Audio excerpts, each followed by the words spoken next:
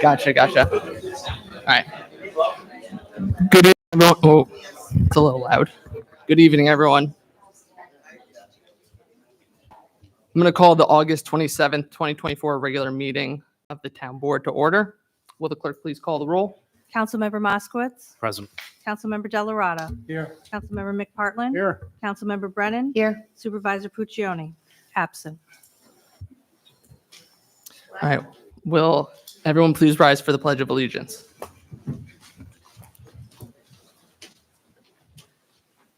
I pledge allegiance to the flag of the United States of America and to the republic for which it stands, one nation, under God, indivisible, with liberty and justice for all.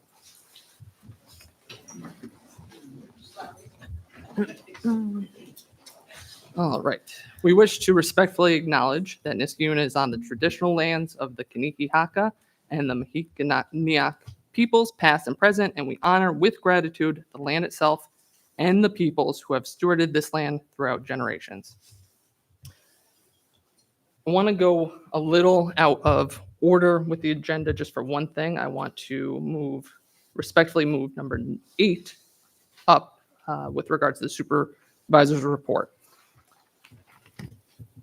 So before I begin, I'd like to share a quick anecdote regarding a lesson I learned from a former Albany County Family Court judge who I deeply respected.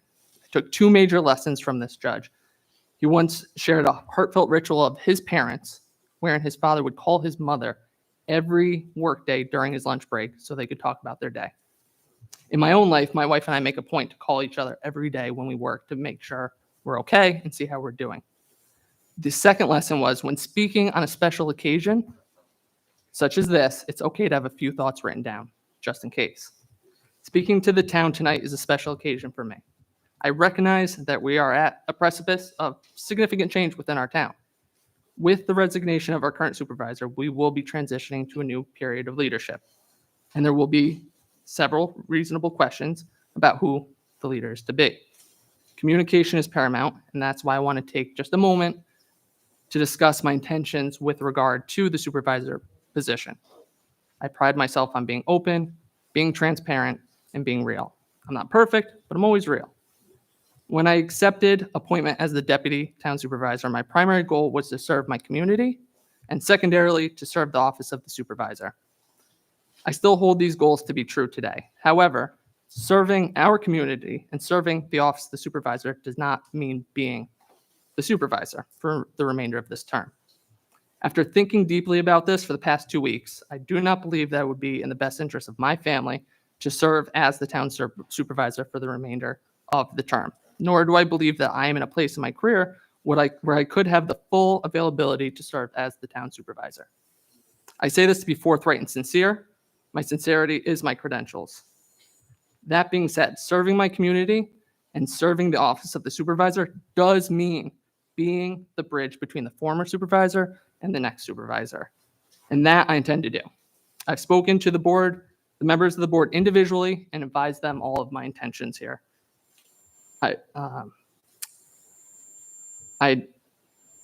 advised them that I intend to serve as the interim supervisor for a short period of time while they make their decision on who to appoint as the future supervisor. And while I recognize that I would not be in a position to vote or make any substantial decisions during this time, I would facilitate communication between the board, promote peace, community, humility, which our town deeply needs in this moment. I hope that we can all come together in this moment, not continue to drift apart. Let's build bridges, not walls. I've also advised the members of the board that I would absolutely accept a continued position as the deputy supervisor if the next supervisor so asked. But in the meantime and in the future, I look forward to working with the board in whatever capacity that entails. I look forward to continued service to our community. I appreciate all of you for understanding my reasons for this decision. And I make this decision out of love for this community, love for my family, love for my career, and love for myself. Because if you can't love yourself, how are you going to love anybody else? So that's the supervisor's remarks. So now we can, thank you. Moving along, may I have a motion to approve the meeting minutes from the July 23rd, 2024 regular town board meeting? Motion to approve the minutes I've got on here for the June 27th Oop. regular town board meeting, correct? Correct. Okay, got motion it to myself. approve the minutes from the June 27th, 2024 regular town board meeting. Perfect. Do I have a second? Second. Are there any changes to those minutes? All right. Seeing none. All those in favor signify by saying aye. Aye. Any oppositions? No? All right. Minutes are approved. All right. Moving on, we have a public hearing scheduled for tonight regarding the new town logo. So we will be moving to that portion of the meeting now, commenced by a presentation by Marie Bozeman.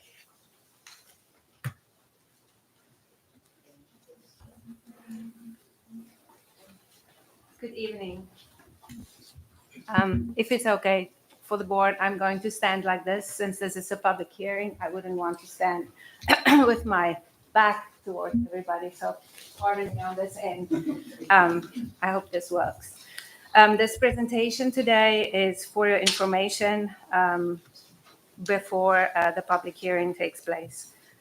On the agenda tonight, we have the process. I'll go over the process of our work, an overview of that, show the design work that went into this design, go over the meaning of the new logo. There will be a short round of thanks, which was expanded version of that was in the previous town board meeting, and there will be time for discussion and questions. We started our process as a work group with an informal discovery by the former town historian Dennis Brennan, who discovered that there was an error, or that is an error in the old logo, the then current logo of the Skiuna. Specifically, an error in its depiction of indigenous culture in that logo. In 2020 and 21, there were small group discussions on how this can be addressed, on the need for change, and we developed an anthropological foundation on how to contribute to positive change through community action. We worked on initial artistic development with the Niskayuna High School art department, and that was sort of the first phase. That evolved into a time when we decided that we needed a formal resolution with the town to proceed with this work. We didn't want to just be a little group talking about it, but we wanted the town leadership to endorse this work, at least as an effort.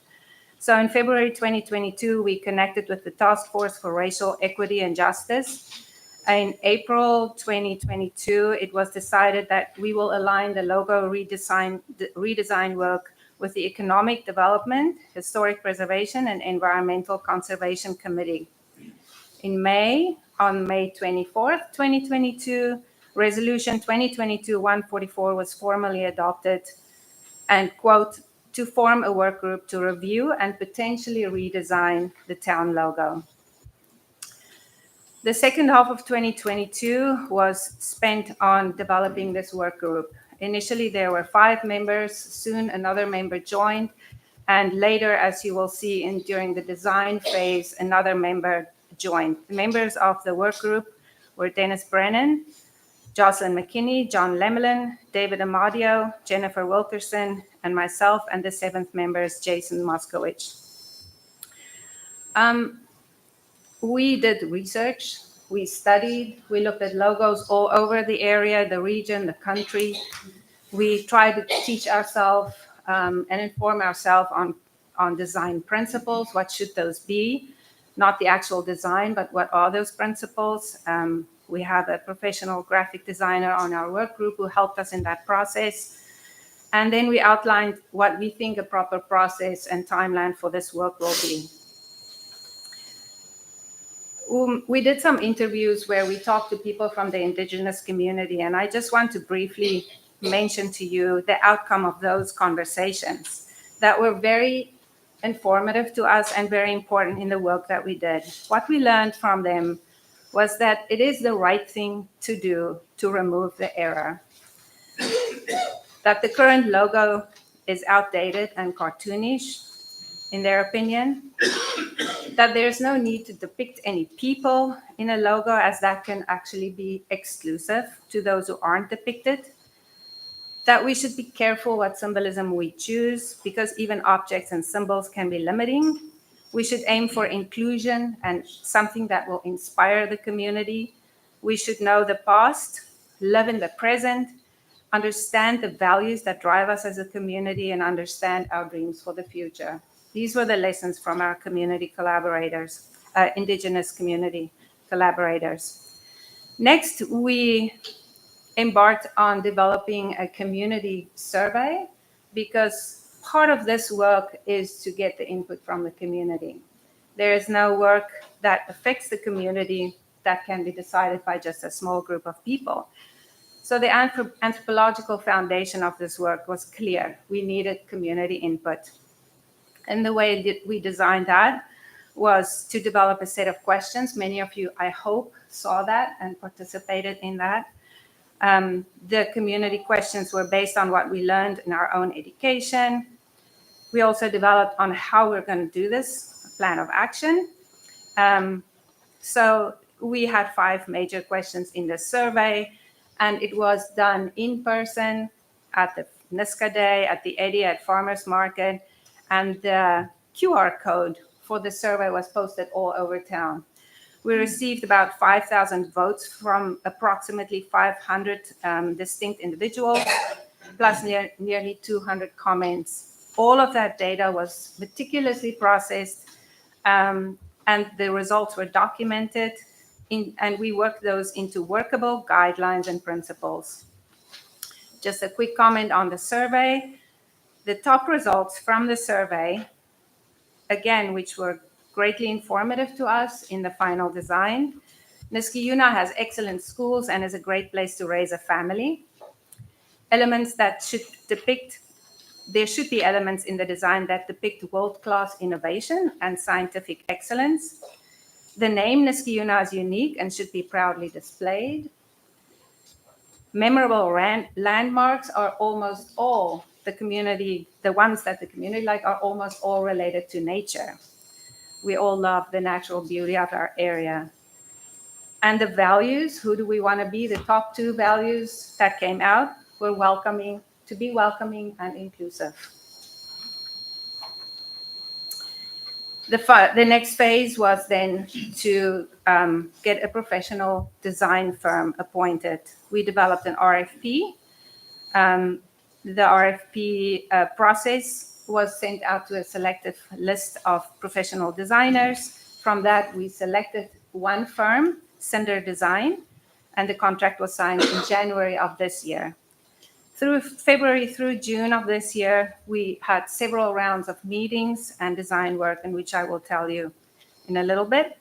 And in July, last month, we brought the formal and final design recommendation to the town board.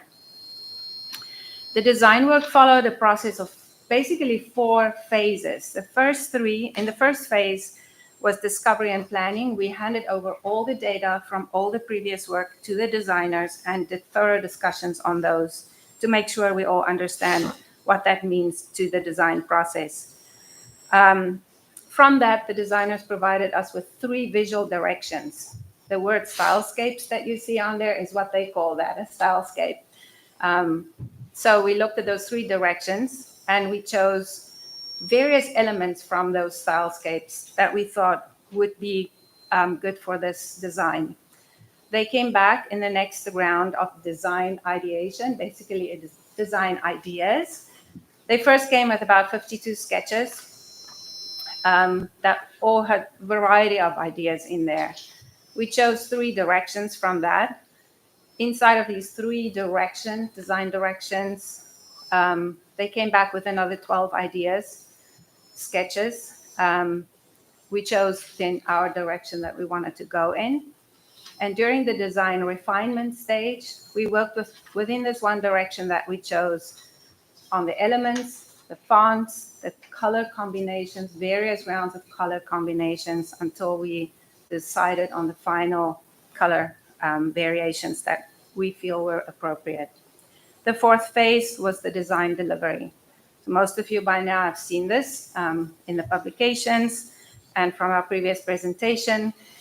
So this design was brought to the town board on July 9, and tonight's meeting is part of the town's official process for the adoption of anything like this is a public hearing, and we are very grateful for each one of you who are here if for that reason.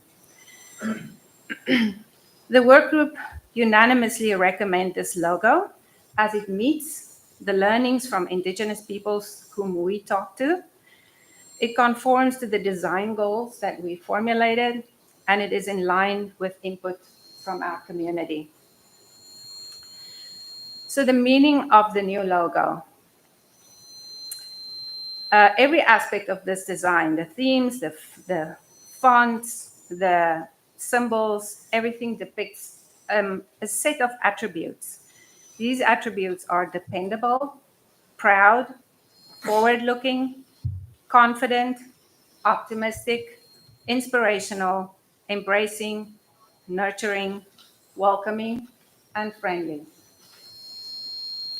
The overall themes, there are 5 themes: nature, optimism, friendly, approachable, and accurate.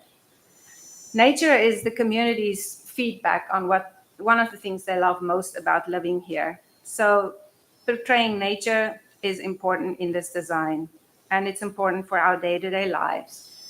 Optimism, there's an overall sense in the design of a forward movement, and it also ties in with a hope for the future.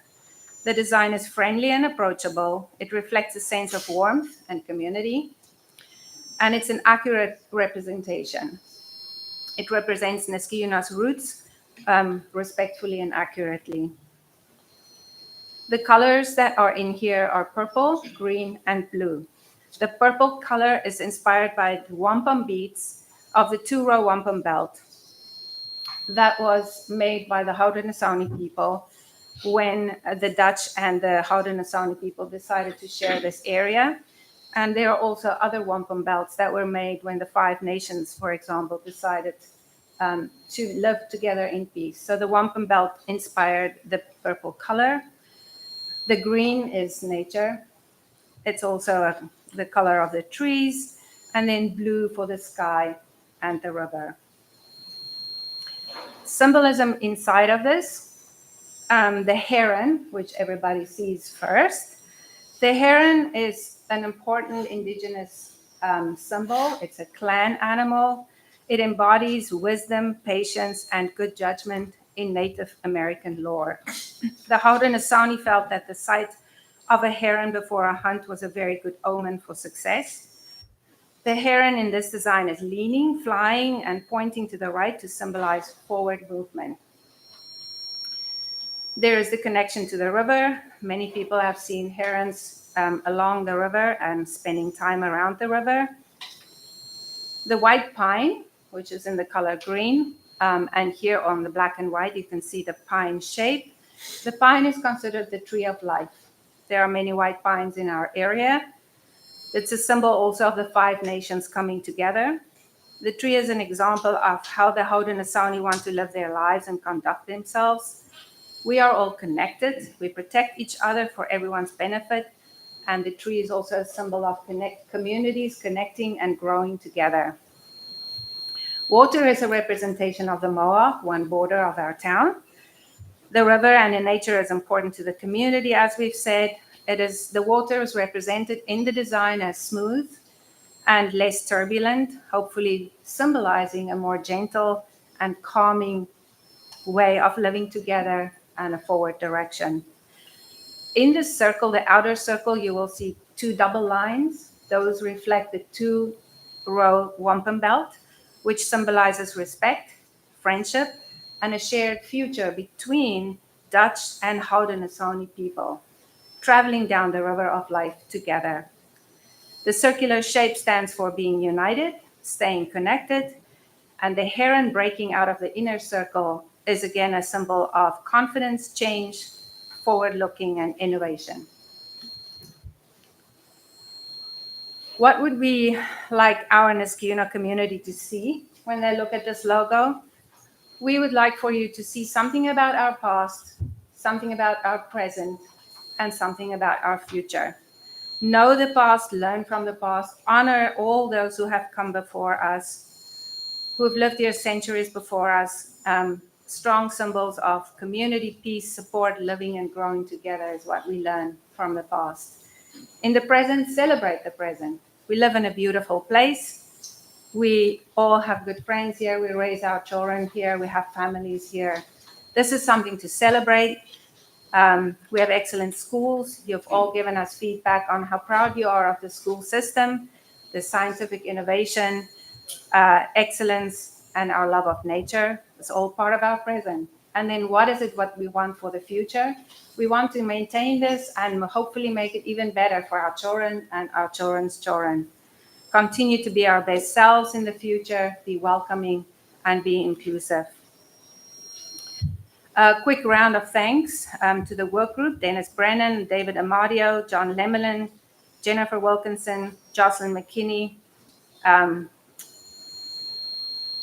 and I myself in the work group. We have contributors in our work group, with our work group: Kay Olin, a member of the Mohawk Nation; Denise Watso, member of the Abenaki Nation; Jason Moskowitz, town board member; and then Jane Rom, who is involved at the Niskayuna High School Art and Design Department, and her students. Our professional contributors, Cinder Design, were immensely helpful and very, very professional, and we had a very good collaborative process of working with them, and we're very grateful for their contributions. We thank the town leadership, town board members, including former town supervisor.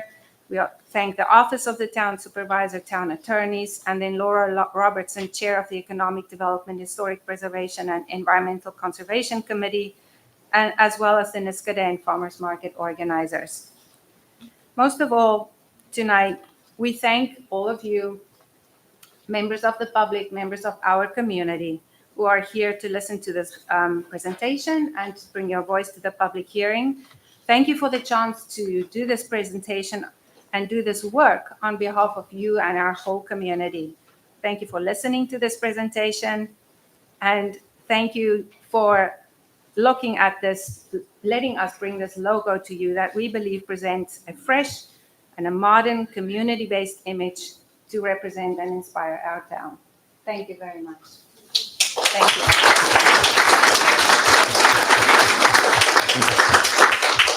you. Thank you, Marie. All right, so now the floor will be open for public hearing. Public hearing regarding the town's new logo design.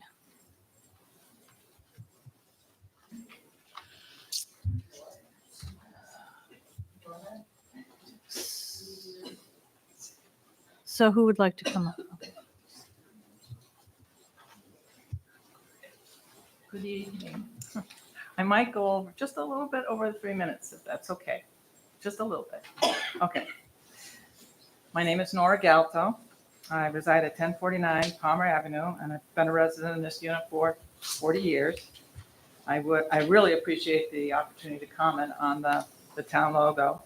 And first and foremost, I truly want to thank this work group for the hard work that they did over the past 2 years. And I said at one point there was been 22 plus meetings that they met. So it was an extremely committed group, and a lot of time and effort and talent went into it.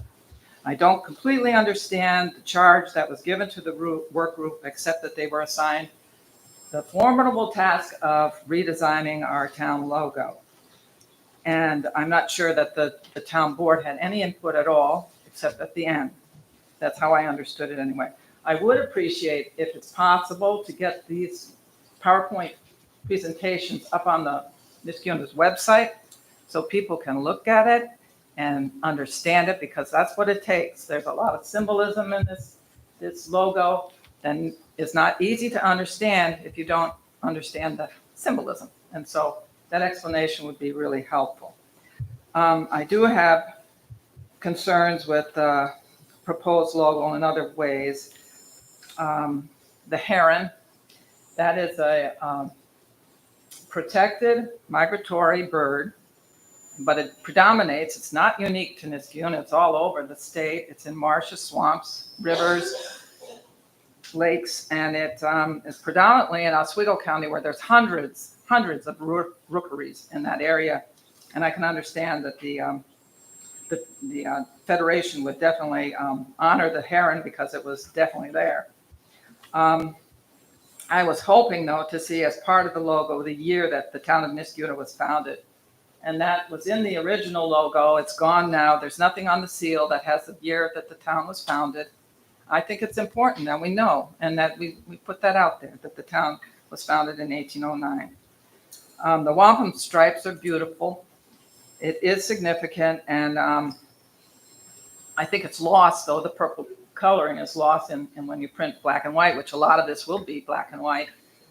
But the purple color I understood was the 2-row wampum bead, which was separate but equal. So it was like honoring their government by not interfering and them honoring our government by not interfering. What was one of the other things? Oh, the landmarks that were prominent in the old logo. I don't see them. I see, this is a beautiful design for a conservation patch, for a summer camp patch, for a badge for kids to go after and do an amazing project for the wildlife, the conservation of water and trees and all of that. I said it's a beautiful patch, but I don't see it resonating for Niskayuna. That's my problem. And lastly, I would just have loved to see a couple, 3 to 5 designs, something more than just take it or leave it. You know, if you like it, fine, but if you don't, too bad. And this was a 50-year-old logo that we're throwing away completely. And I just think before we start implementing more costs on the taxpayer, that we hold it, take the time. 50 years have gone by with, in 2018, that was pointed out that there were errors, but 50 years have gone by. Let's just take it slow. Don't implement without and add more costs. And just think about it. That's it. All done. Thank What you. did it cost to have the logo work group put this together? What did Cindy charge you? Oh, I know, it was like $3,000, right? Is that what they were? Okay. Right? Anyone else like to speak? Sorry. That's right. Thank you, Nora. Your feedback is recognized and appreciated. Leslie Gold, and Ms. Galto and I are pretty much on the same wavelength. And I have to note, the error of having the teepees on the town logo was pointed out the night it was unveiled. And the supervisor was, "Are you sure?" And gee, we spent money and it never got tended to. So I'm happy to see the teepees will be gone. However, I think this is a lovely ode to the people who were here when the Europeans arrived and started developing the land differently. But I don't think it speaks to the town. It ignores the history since that day. It doesn't even have an ear of corn to represent the name of the town. Niskayuna, by every resource I've looked at, is either the Great Corn Flats, the Great Fields of Corn, whatever, but it's corn, not heron. So I think this is a little misleading. Any newcomer to town is going to look at, oh, must be heron. Niskayuna does not. I was hoping for something that would reflect more of the town as it is. We have a significant history with what's now being called STEM. We have a physicist who's a Nobel laureate who has lived in our midst for years. I'm not sure he's still with us in town. And I can never pronounce his name correctly, but I'm Geva. Yeah, that's an achievement worth noting. We have the R&D, we have Capel, we've got Schenectady International, which is how we've got a diverse background there. We had an Olympian, won a gold medal. Nothing here reflects the town as it is. It's lovely imagery if you understand it, but you just look at that and it's not going to make any sense. So I think it really, I'm fine with adopting it to go with the introductory remark that's made at every town board meeting. I think there should be a page devoted to that part of our history. This would be perfect on it with the explanation of what it all means. But I don't think it'll work as the town logo. It's not inviting. It's not approachable. It's not understandable unless you know what all that symbolism is. So yeah, I can see where some people find the current logo not sophisticated enough, but it's very understandable. Get rid of the teepees. I think the image of a Native American without the consent from an appropriate tribe needs to go, but maybe they can tell us something else we can use to represent those people. Europeans don't mind being portrayed, so I don't see a need to get rid of the farmer. But we've got all the scientific stuff in engineering and whatnot, technology. Why not embrace it somehow? And I thought that was going to be the tough thing about designing a new logo.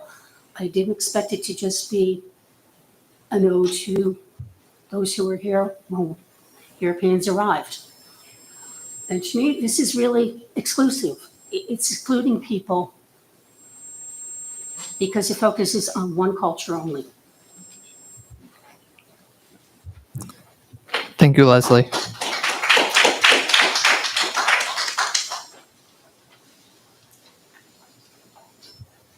Hello, I'm Julia Durgee. I'm an Niskayuna resident and a former graphic designer.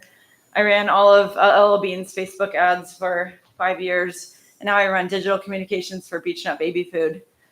This logo is a big example of a big trend that's happened in graphic design from around the year 2000, and that's simplicity. While it's wonderful to incorporate so many different aspects of our town, you have no time and you have few pixels to do it. Logos have to do so much work. They have to be as big as a poster and as tiny as the town logo that you see on your Facebook screen.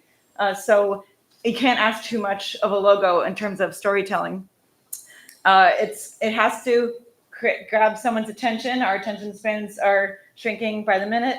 And it's got to grab someone's attention on this tiny, tiny phone because that's where our eyeballs are all the time. And this logo, it also has high contrast. I'm a painter. I know when I want to move someone's eye around a canvas, I put a dark, dark next to a white, white, and that's going to be the center focus. This logo was designed with huge contrast, which move your eye around and says, hey, I'm important, look at me. And that's what a logo has to do. Lastly, it reminds me of the environment. The environment is our responsibility. And by featuring one of our most beautiful natural features, this gorgeous bird, I'm reminded that I have to always be aware and be proud of taking care of the environment and where I live. Thank you.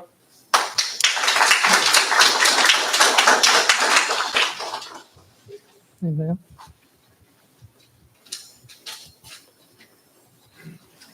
Hi, good evening. I'm Joseph Yekel of Vroban Ave in Niskayuna. So I'd like to start off by saying I appreciate all the work, effort that went into this logo design. I know there was a lot of people involved in it. I have to say that I don't like this logo design. Honestly, I think that this whole project here has been overthought. This, from what I gathered just from this presentation, this has been a 6-year effort. It sounds to me like there were so many hands in the pot here without actually thinking about the simplistic values of what our town is and what we represent and what this town is about and how it developed. It got completely swallowed up with iterations of, I think there are 52 different designs that came up. We need to be thinking about our town and what our town is and where we came from, which was on our old design. And yes, there may have been some mistakes on it, but that logo is 50 years old, and you didn't need to grab a book to try to explain to somebody what the interpretations of all the different symbols on our old logo meant. I know we have Dutch heritage. We have streets around here that have Dutch names to them. We have Indian heritage in our town. It's fields of corn. When I look at this, I know the heron is in 55 of the state's counties. The white pine is in virtually every county in New York State. There's nothing unique about either one of those things. We do have the Mohawk River, which is a major component of our town, but I think we've lost what the meaning of our town is by going so divergent with this new design. So I hope you give it some thought with changing it around. And I think at any point, this should have been presented to the town people on the website through this whole process so that we could have looked at different designs rather than coming down to the last couple of them and now to this public hearing. I appreciate all the work that went into it, but I don't feel that this represents the town and I don't understand it. Thank you.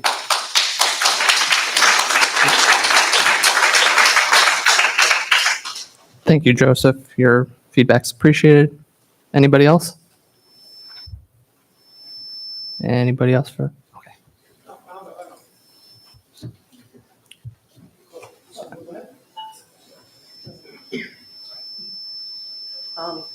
My name is Kathy Lutz. I've lived in Niskuna for 30 years, and last month was the first town board meeting I ever came to. So this is a new process for me, so forgive me if I don't do something right. I had a couple thoughts. I appreciate all the work that went into this, and I think it's a stunning logo. I don't think it represents the town. If you showed me that logo and said, "Where is this?" I'd say it's a town in the Adirondacks. The other thing is, in the interest of inclusivity, it's very important that we represent the indigenous population, but that seems to be all that is represented, which I think I'm echoing what some other people have said. And I think it's unfortunate that this group has spent so much time and so much effort. And if I were in their shoes, would be crushed at the moment that the people do not like this. But I think, as other people have said, we've missed a step along the way. And I also have to admit, if you showed me 10 different logos and said, which is the logo for the town of Niskuna, I couldn't pick it out. I know logos are important, but I don't recognize ours now. I don't know where it is. I don't know where I would see it. And so part of me has trouble getting excited about the logo. So there's kind of this, there's a lot of people that are very concerned about it and other people that aren't even showing up because it doesn't matter to them. So I don't know how that factors in. So those are my thoughts. Thank you. Thank you, Kathy. Your feedback's appreciated.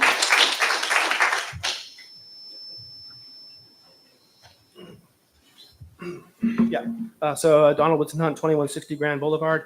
I really want to thank the team that did this over many, many years. A lot of thoughtful effort went into this logo. And of course, it's never going to please everyone, right? You're changing something that's been around for a long time.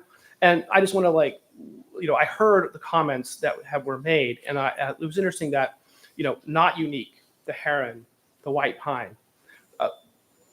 So we live in upstate New York. That's what we have here. The founding year was not there. So all these comments were, there's no ear of corn. It was all like what's not there. But the issue is that we're never going to have everything there, right? We could have a GE logo there. We could have a Capel logo there. We could have, a Momentive logo there. It's never going to be everything this town is. And I really, really appreciate that it is that in the sense of, we see the Mohawk River, we see the wildlife, we see the forests and the Native American symbolism there. I really, really appreciate all of your work, and I think it's an excellent logo, and I really appreciate the town for doing this. Thank you.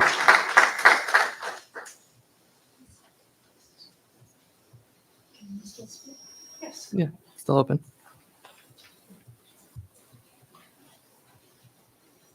Hello, I'm Marina Franchild from Dean Street, 2200 Dean Street. I came tonight to hear the presentation. I wasn't planning on speaking, but I do have something I want to say. I've listened very carefully to what everyone has said, and I find myself agreeing with everyone's opinion, even though the opinions are this far apart. So what does that say about me? It says that I see the nuance, I see all of the complexity involved in coming up with the town logo. I want to throw something else into the conversation that I think is really important. It reflects my politics.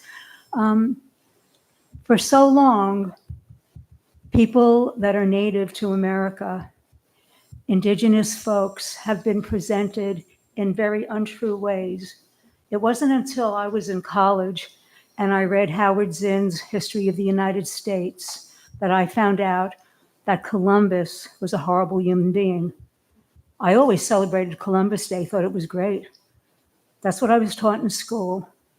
I didn't know that he poured gold down the throats of the Akwesasne Indians who couldn't work fast enough. I didn't know that. So there's been a lot of years of people having no information. There's been a lot of years of when I was a kid, and then my 70s now, of Tonto with the teardrop. There's been all of this symbolism, very, very little caring from most people that look like me about Native people. I'm not saying all, but very little. Very little caring in the general community. You could actually grow up to be 50 years old and not care. It's not on your radar screen. So considering all of that and considering a need for equity in the world, I actually think this is a great design. I think that it doesn't detract from Niskayuna in any way at all.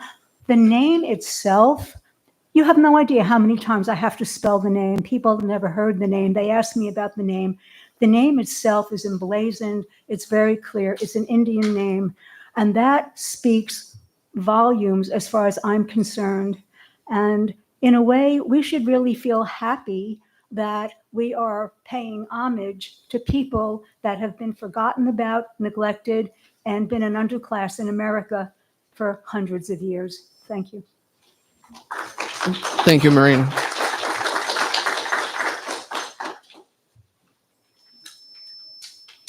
Anyone else? Last call before we close. All right. Moving on to privilege of the floor. So the floor is now open for residents to speak. If there are any residents that were not able to sign up prior to this, you'll have the opportunity to speak. But privilege of the floor is now open. So many of you wanted to speak. So we want to start out with Bill Chaplin.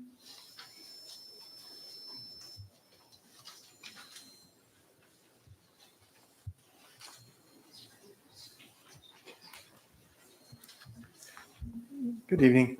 My name is William Chapman. I'm 1465 Clifton Park Road. I'm one of the co-chairs of the Niskayuna Complete Streets Committee, and I was hopeful that Jamie Puccioni would be here tonight. I kind of wanted to say thank you to her for her support, and also to the other members of the board for the Complete Streets agenda that we've worked on, and she's been supportive of things that we've tried to get done. Many are things that are bigger in the community. Complete Streets is supported. I did want to point out that Route 7 has been a dangerous road in the last 4 or 5 years. We've had a big increase in fatal traffic accidents that happened there. The town applied for a linkage study to do a safety study on Route 7. We got $139,000 to do that. That's important because as the state begins to look at this road, there are participants in doing this study that when we apply for funding, they will have already gotten their input in this, ideas on what can be done to make the road safer. And it will increase our chances of getting money, a substantial amount of money that we'll take to make improvements on the road. Jamie also, with the board, led the way in improving our police patrol on Route 7, as well as the rest of the town. We now have, I think it's 3 officers that are part of the new traffic control unit in the town of Niskayuna. And the chief had pointed out there's been a dramatic increase in citations that have been written. And it's well known that after the coronavirus, there was a big drop off in police writing speeding tickets and also DWI tickets. And a lot of communities have been unsafe because of that. And so Niskayuna has taken the step to write more traffic citation tickets and have concentrated on Route 7, designed to make that a safer road. Also, we've been concerned in Complete Streets with safe access to schools that Jamie led the way for getting a sidewalk on Plum Street that now serves Hillside Elementary. We applied for a Climate Smart Communities grant to get a sidewalk on Cornelius Avenue from Ray Street down to Hillside Elementary. And we also have a lot of traffic on Birchwood Lane, a busy road. And folks out there have asked for assistance to try to do something to help moderate the traffic. And Supervisor Puccioni and the rest of the board did put in around $300,000 as the matching fund if we had gotten $1 million in grants, confident that we might, and put the money in the budget so we would be able to match those funds and go forward.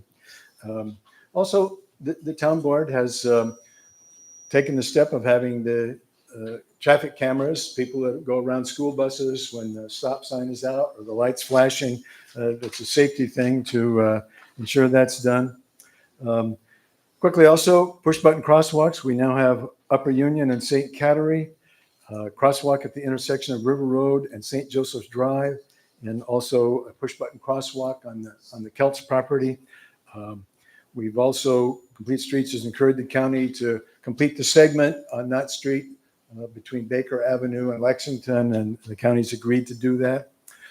Supervisor Puccioni's worked closely with Assemblyman Phil Steck and got 3 miles of the bike path in Niskuna paved, new and improved. The supervisor also has supported preparation of the priority letters at Complete Streets. We sent a priority letter with our top priorities to the state, to the county, to the school district, and to the town. Those have borne fruit. We've had good meetings with the state, good meetings with the county where we've talked over things that we want to work on, good meetings with the school district focused on getting from the school property line to the building, more access, and we've seen those done. Also, I'd like to thank the board. We have done some public education efforts. We've had a bike rodeo on Dexter Avenue, and more recently in June, we've had a bike-a-palooza here at Town Hall where we've done public education and younger kids riding bikes in a 3.5-mile loop where the police department have gone. And so we've gone across the push-button crosswalks so people learn familiarity with doing that. And so I did want to say I believe that the supervisors did a lot of good things in her 2.5 years here. She did a lot of support for the Complete Streets Committee that have gone to improve auto, bike, and pedestrian safety. And we wish her well in her return to academic career. So. Thank you, Bill.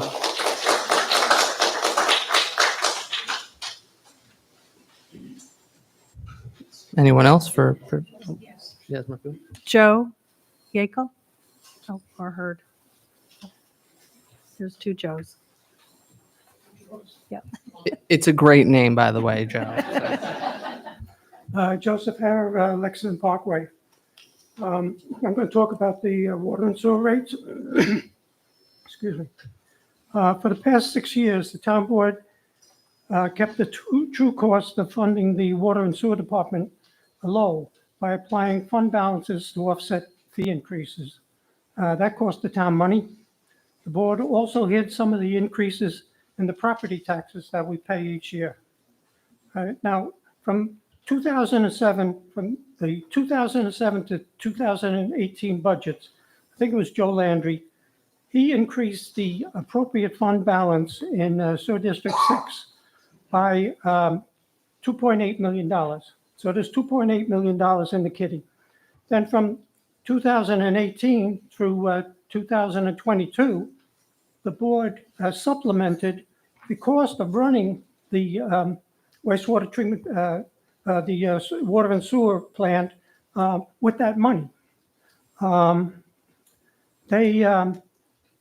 2018, the sewer, the wastewater plant was refurbished, and they had a anaerobic digester down there, and they pretended that they were going to get certain amounts of money each year from having trucks come in and deliver organic waste to this anaerobic digester. So they expected they expected to get $1.3 million over 5 years. That's what they expected. That's what they voted on when they did the budgets. That did not materialize. They made $2,022. So to make up that $1.3 million shortfall, the board decided to use COVID-19 pandemic money and $929,000 from the appropriate fund balance. So now the $929,000 that they spent, last year, if they had that, they could have put that in treasuries and they could have got $45,000. So just for putting them in treasuries, for doing nothing. So compare that with $2,022 that they got. So now, all right.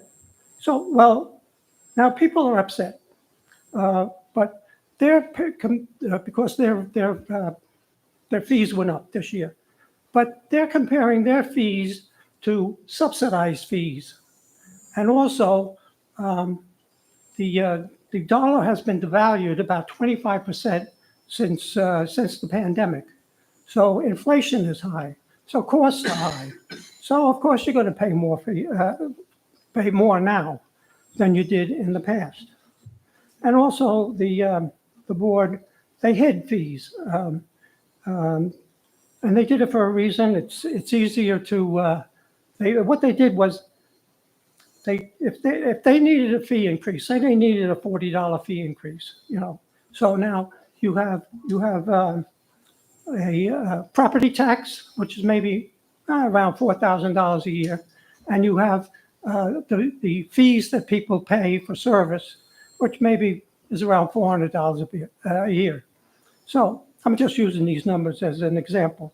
So now it's easier to hide $40 in a $4,000 bill than it is to hide $40 in a $400 bill, because that's 10%. People will notice that. So that's another thing that they were doing. If you could wrap it up, please. Okay. Thank you. Yeah. You got to get rid of this thing. It's foolish. All right. In 2023, Controller Greenwood examined past budgets. She found discrepancies, and she passed that information off to Supervisor Puccioni. And she said, Supervisor Puccioni said, we're going to fix this. So that's what she was trying to do. She was trying to fix this. But she's wrongly faulted for raising fees. Fees, there's costs and there's fees. Costs go up, fees go up. So actually, she's a hero in this whole story. There's another group of people who over the last six years, they voted every yay for every budget over the last 6 years with these little quirks in it. And they're really at fault. They should have spoken up. So it's not the way to do things. And I hope somebody looks into this further, because I think it needs a little looking into. Okay, thank you. Sorry to go over the time. Thank you, Joseph. And again, great name. So Gail King, I'm sorry, Joe. So sorry. Great. Sorry. I mean, listen. I apologize. So good evening, everybody. Again, I'm Joseph Yeakel. I'm at 914 Roman Ave. So since the esteemed gentleman before me said he hoped somebody would look into some of these things, I have. I would like to say that you've got a resolution coming up for vote tonight. It's Resolution 2024-200. This is a resolution authorizing certain budgetary modifications. I hope there's some lively discussion about this resolution this evening before it goes up for a vote, because this is involving modifications to the budget accounts to over $417,000 in the general fund. This is money that's coming from other funds and interfund transfers. And I also looked at the packet and I see that there's $214,000.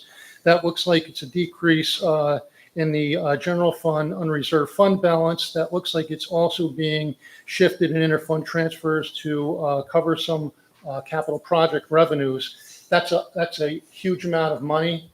I know it was talked about briefly at the finance committee meeting, but no dollars were ever spoken about. Just there's a lot of money that's moving around. And this type of resolution is one that requires significant scrutiny by every single board member, not just rubber stamping these kinds of things. And I want to tie that to the budget and the utility bill. So you know that we've been talking about the water and utility bills for months now. You've got the upcoming 2025 budget. We're in the third quarter of 2024, and we've got about $600,000 in budget modifications that we're talking about in one resolution here before we even finish this year's budget. The annual budget over the last 3 years, since 2021 to 2024, has gone up by 24%. $6.35 million. It went from $26.4 million in 2021 to right now $32.8 million. Looking at the subsections of that, so we talk about things like the general fund. The general fund has gone up 17% spending in the last 3 years. The highway fund is up 23%. The Water District 1 budget is up 47.6% in the last 3 years. Sewer District 1 is the lowest increase of any of these budget line items for these major groups, and that's gone up almost 10% since 2021. Sewer District 6, 16%. The reason why I'm bringing all these percentages up is because we've seen this annual budget balloon by over $6 million since before Supervisor Puccioni came into office here. So when we talk about where the money went to or what's going on here, listen, the revenue requirement has to follow what the expenditures are. You all know this. So if you continue to stack up dollars in this budget, you're going to continue to have to get a revenue requirement to fill that gap, which means the water and utility bills have gone through the roof. So what I'm going to strongly advise that this board, if you've got the workings of a tentative budget that Supervisor Puccioni was working on with the now outgoing comptroller that you have to do for the end of September, you may look at that, but I think you all need to forget about the D or R next to your name, and you guys need to huddle over the next 4 weeks and take a really hard, strong look at what this budget is. And you should get I'm sure that that tentative budget right now is probably $33 or $34 million based on the trajectory over the last 3 years.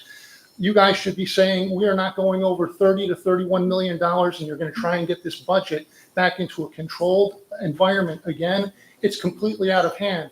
And if you do that, you will be able to manage this utility rate design before these fall bills hit. You know, October is coming very quickly. You can't just adjust one subset of this overall budget and think that you're going to fix it all. That's not going to happen.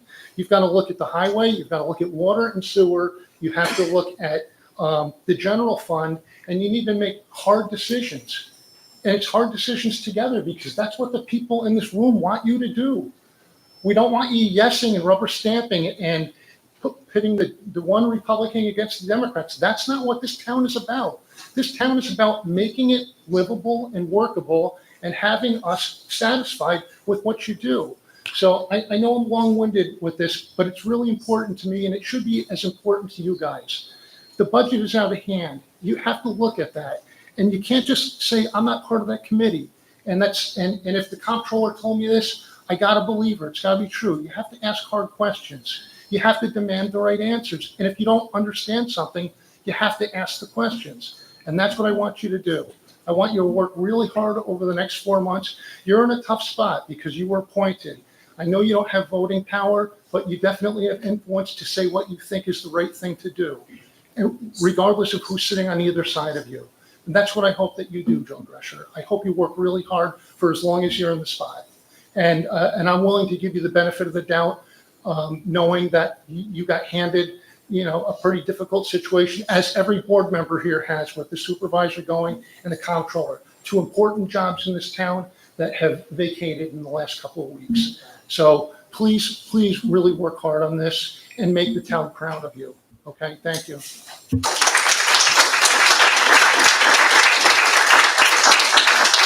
Gail King.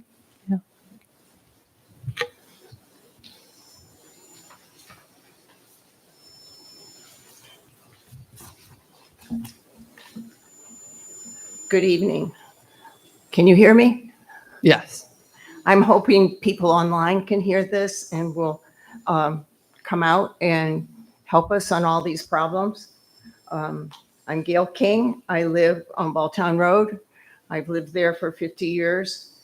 I have property on Crescent Road, Knott Street, and Clifton Park Road. The blame game. Where did all the money go? Poof, disappears.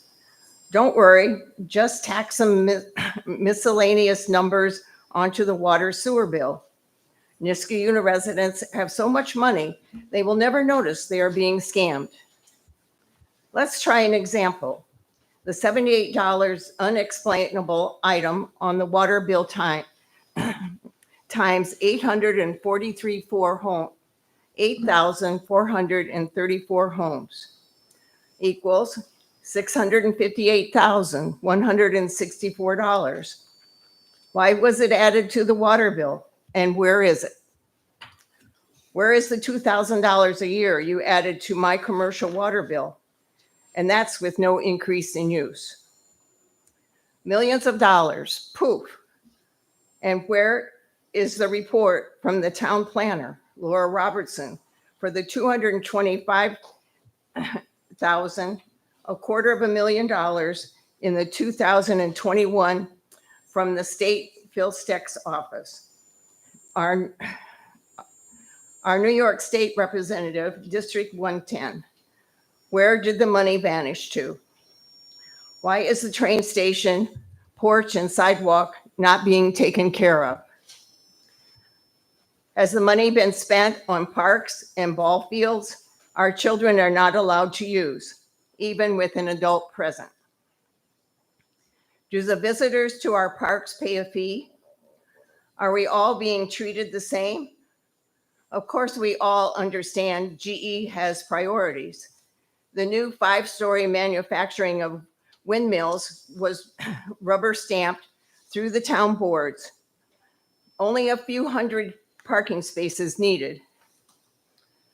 The Niskayuna School Board's new offices were rubber stamped. Have you noticed the new add-on to their new location on Balltown Road? Yes, 100 parking spaces there. No affordable housing in Niskayuna.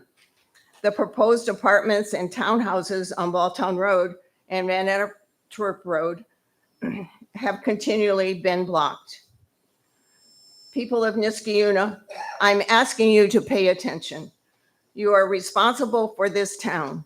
You are taxed for everything, even the water you drink. We are paying people to take care of our town. They need guidance. They need you to pay attention. Thank you. Thank you, Gail.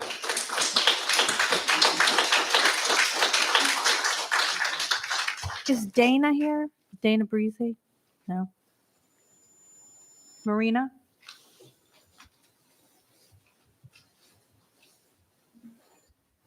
Hi again, Marina Franchild of 2200 Dean Street. Gail just brought up one of the things that I came here to talk about, which is the rail station. I called up Phil Steck's office. I know Phil, and I spoke with one of his associates to find out what was the number of the DASNY grant, in the DASNY grant, and I found out that it was for $250,000, and there were 4 areas of various parks that were supposed to be improved, and the rail station was one of them. Well, $250,000 is a lot of money, and that was awarded a couple of years ago. So I'm just wondering what's happened to the money. And the reason I'm saying this is because that's such a beautiful building. I've passed it so many times, and it really needs to be repaired. So I would like to see that happen. And I'd like to know why it hasn't happened. But in addition, I also want to talk about the role of the board.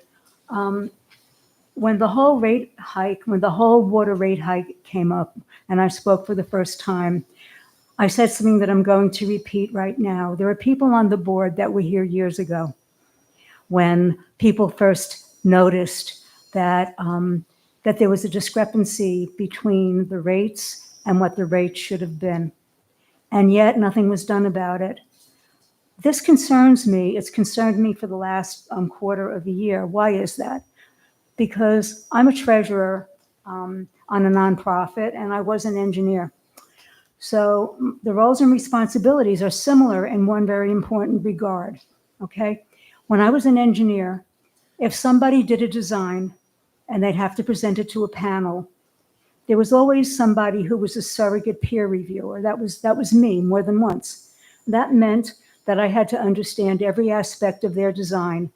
So if they got ill or if they were called to a shipyard or something, when NAVSEA would come into town, I would have to represent them and talk about why the modifications took place, what the old designs did, what the new designs accomplished, as if I had written it myself. So there was a certain level of due diligence that was needed. I think it's very important that people do that level of due diligence. It concerned me then, and I'm not casting aspersions. It just concerned me because in my whole work life, this just wouldn't fly. People just wouldn't keep their jobs. Now, maybe this is a different type of occupation than being an engineer. I really don't know because I've never been on a town board or anything like that. But people were here and people didn't pay enough attention. So now everybody on the board really has an opportunity to follow what Joe was saying, Mr. Yekel was saying, and to really look at everything very, very, very closely. It's really important to not kick the can, as Supervisor Puccioni said, down the road. But by that, I mean, if I were on the town board and I look to the right and think this person knows more than I do, so I don't have to do due diligence, I don't think that's right. To me, that's kicking the can down the road. You all are responsible to everyone in the town. That's why there's been so much vitriol and so many hurt feelings and so much anger, because we've gotten the sense that you guys don't care. And I've worked with many of you on other projects, and I know you do care. So please show that you care by doing due diligence, looking at the budget, go back to 2022, see where it changed, and try to understand if the buck was passed inappropriately. Perhaps the comptroller used an incorrect model. You know, she wasn't educated in being a comptroller. She's very smart, but that's not what she's done most of her life. Please look and see if a different model could have been used. You have that responsibility. Don't just say, well, she must know what she's doing. I don't understand the numbers. You have to understand the numbers. You're all smart and you're all capable of understanding the numbers. So please do that. Thank you. Just watch out for that wire. Yeah. I think I just disabled it. Yeah. Should I plug it back in? What do you think, guys? I'm not gonna. I mean, you did say you were an engineer, so I trust you more than me. I'm also political. Just so we all noted, no Josephs did knock that off, so I'm just saying. We're batting 100. My name is Alice Rubenfeld. I've been a resident of Niskayuna for 50 years. I sat on the Zoning Board of Appeals for 19 and a half years. I did it as a volunteer. I did it because I valued my town and I felt it could use my expertise since I was a real estate broker. I guess one of the things I don't understand is why people who have full-time jobs and choose to be on a town board, why you're salaried at any level. I don't understand that. This is your town. Your interest is your ability to be on a board gives you the right to help direction that town the way you think it should go. Why a salary should come in? Okay, when Luke Smith changed the definition of the supervisor's job from half-time or part-time to full-time. He was retired. He came in every day at 7:30 in the morning and rarely left before 5:30, went to every town board meeting and in every ZBA meeting. Anything you needed, you called in the middle of the day, Luke would take a call. I called the supervisor 3 times after getting my water bill, which was $803 and change. And I live alone. And I got her voicemail, or I got shifted over to another voicemail, or I was told to speak to the deputy supervisor. We are a small town. We don't need 2 officials. We have a supervisor. The supervisor should have a top-notch secretary, as Rachel Wood was so many years ago. We don't need everybody to be a power player in the town and have a big title. In terms of the water bill, I find this very interesting. It says minimum. There's a minimum. What happens if you lock up your house for 6 months in the winter and you go down to Florida or go, as I did, to Hawaii, where we had a place?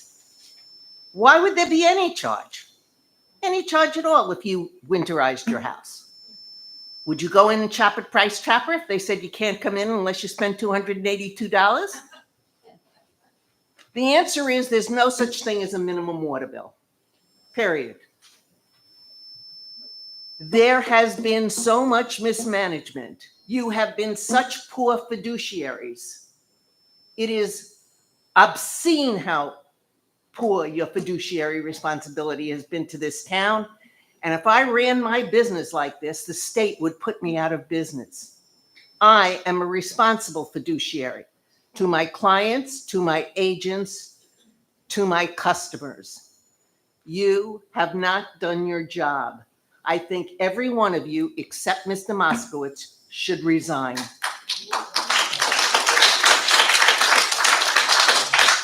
My political sign on my lawn next year is going to list the names of the people who raised the water bills and said, these are the guys who raised your water bills. Choose if you want to vote for them. I think that there are people in this town that simply can't afford their bills. There should be a slush fund.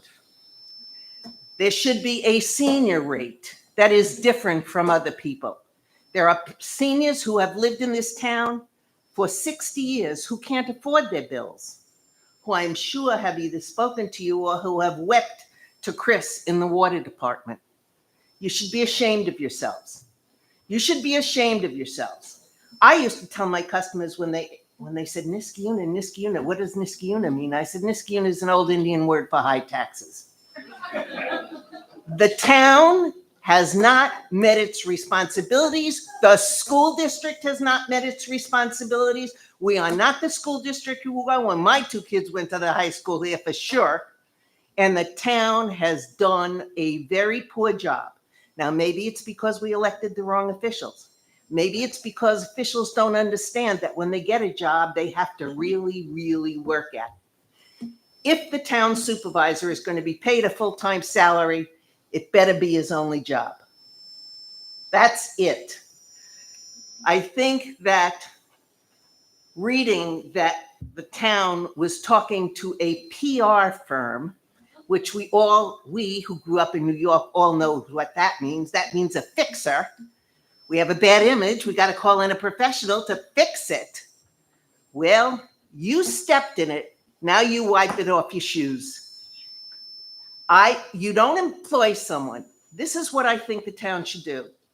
You should have a list on a bulletin board, on the town board, a calendar that says every event that's happening in the town, whether it's a ZBA meeting, a town board meeting, a hearing on something, and people who are interested, the town, you should send out one letter to everybody in town that this is what the new thing is going to be.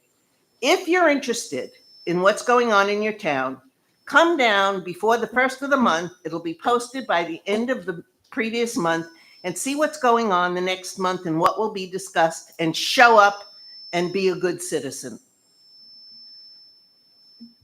I think that when the veterans can't water the flowers that people come to plant in their cemetery because they can't afford their water bill, there's a problem. I think that for a small town, you're overbuilding. You're overbuilding, you're overbuilding, you're overbuilding. Any builder that comes in and wants to put up 2 houses can't get building permits unless he's willing to put up an additional unit of affordable housing. This is my business. I know this business. This town is getting more and more expensive. Some yahoo of a builder thinks he has a house worth $1,300,000. When I got that, I called the listing agent and I said, "You're out of your mind. You're out of your mind. Niskayuna can't command that." "Oh, but it's got everything in it. It's got all the extras and everything." Because builders today don't sell quality, they sell sex appeal. If you That's want what they to sell. wrap it up, please, ma'am.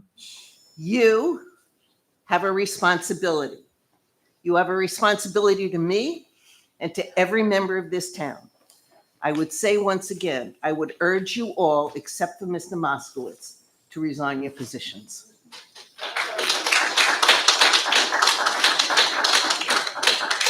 John Lemlin.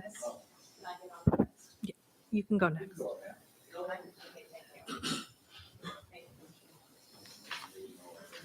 Okay, good evening. My name is Natalie Tiberio. I'm a current resident and business owner who pays taxes to the township of Niskayuna. I've resided here for over 40 years. I'm here to speak about the water charges and in general how this town is being managed. We have the town supervisor and the town controller who have both resigned. I now understand that both of their homes are currently on the market. Our previous controller has sued the town for issues stemming from Jamie Puccione firing her and also including an issue with the acting chief of police. Will a PR firm be able to fix this? I'm not convinced. I was encouraged to read that Jason Moskowitz has called for an audit due to the water charge mistakes discovered by the comptroller. The town board first priority should be to the taxpayers and meeting their needs. Raising fees and taxes to meet budget shortfalls along with errors made by the town should not be placed on the taxpayer. Unfortunately, it appears the town's personnel and decision-making has caused the focus to remain primarily with fixing internal problems. My hope is the new supervisor will come with a background in finance along with budgeting. Has the town board ever achieved a budget cut that has reduced the burdens to the taxpayer? I certainly would like to see cuts. However, an internal audit should come first. I believe if we do not see changes, then we need to look to the board to take and assume responsibility for the burdens being placed on its residents. As a Niskayuna business owner, I understand making tough decisions is not easy. However, it is necessary. Does the board not have a good handle on what the taxpayers want? Is there a lack of communication? Are the taxpayers being ignored? If you do not have the courage to cut the town's expenses, then you, in my opinion, are not representing most of the taxpayers. We are living in challenging times with poor economic conditions, and we need strong leadership and immediate action. The question is, does this board have what it takes? Remember, you are essentially working for us. And for what I'm seeing and hearing, you've been a failure. I look forward to hearing how this board will be addressing the financial burdens being placed on its taxpayers. Thank you. Thank you. John.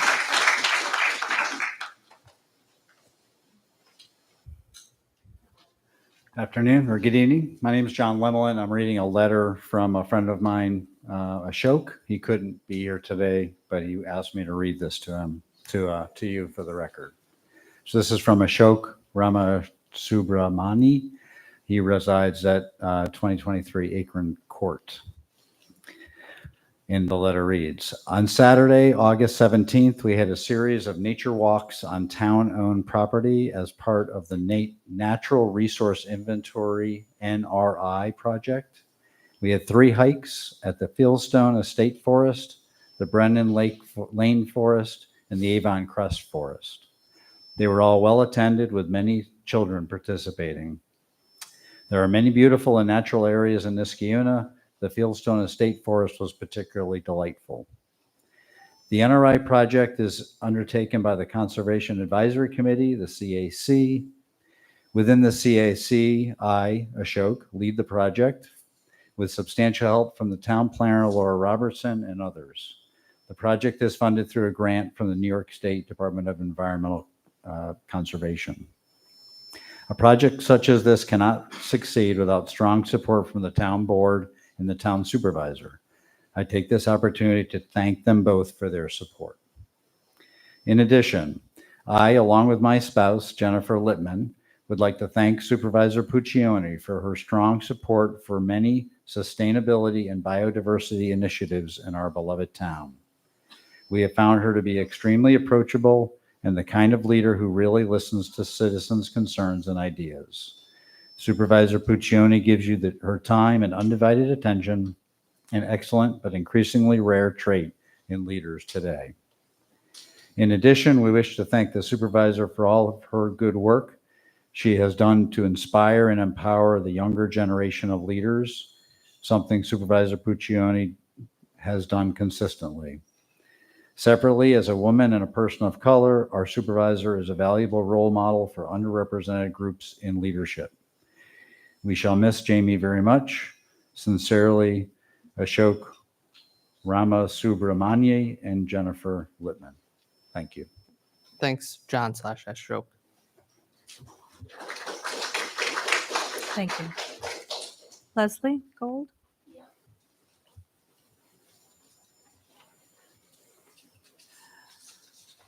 Leslie Gold, Niskayuna.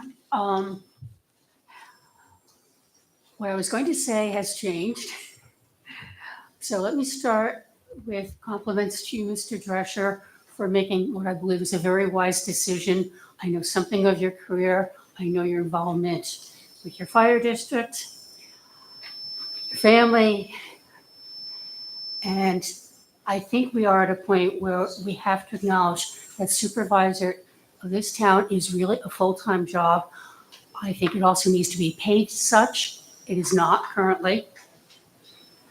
It's what, 53,000 some hundred, something like that. I was part of the group that persuaded Luke Smith to come back. He had retired from Westchester County. And we encouraged him to run for supervisor, and he told us from the get-go that it was not a part-time job anymore. He had been in an administrative position, an executive administrative position.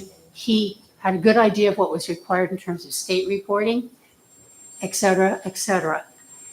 And things have not gotten simpler.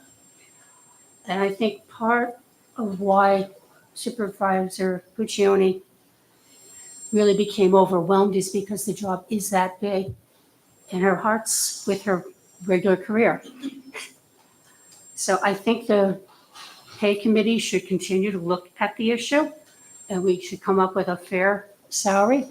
I think whoever, I just don't know how the next supervisor is going to be put in that job. I don't know if it is indeed too late for election this year. I've been told it is, but then people say, maybe. But if it comes down to town board making the appointment, it behooves you to find somebody who has an understanding of what's involved. If they don't know, you need to tell them. And you need to tell them what the compensation is and deal with the reality. I will also note that when I saw the posting for the controller, I was very disheartened because it didn't seem to require any actual experience. And it needs to. It is not an entry-level position. You need somebody who knows the ropes. So please, before you hire somebody, find somebody who can do the job. We've had two nice women who've tried very hard. They had relative background, but they didn't know the job. And they, they got frustrated.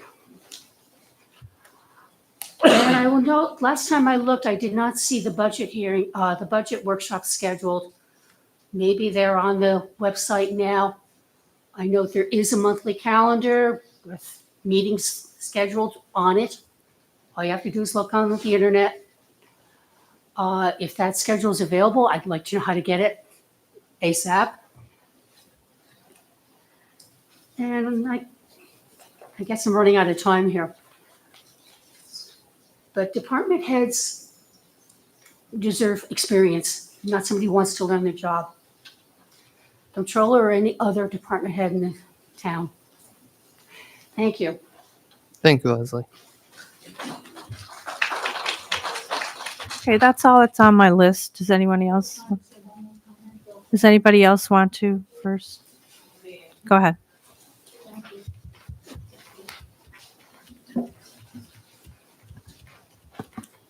Good evening, honorable town members.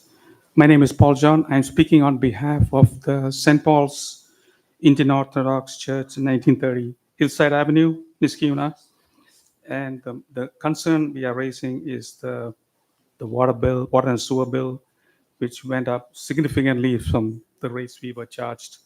And we are looking forward to your guidance to see some help in continuing our mission as a church. We try to work with the community, we help the community, and we don't want to we spend like over $900 for 900 gallons of water. So it's like significant rate, which we only have 10 to 20 members to participate in the church service during the weekdays. So we rarely use the church during the week. So we appreciate any guidance and support.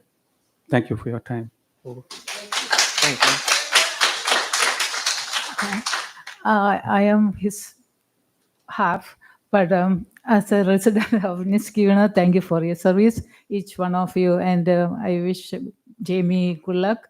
And for Beth, Jamie, look down on her. Your karma came in place. And Jason, our water bill is like $30 per month to $932. Please help us, and we are very poor community church, and we don't use the water only 4 Sundays, and even we don't even use the bathrooms. So please help us, and please find some nice people to lead this community. And the logo is like a patchwork. Please, please, please. Thank you.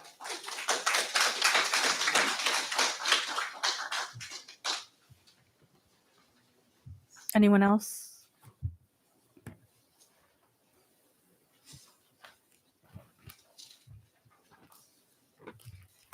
Hi, my name's Mike. I live on Console Road.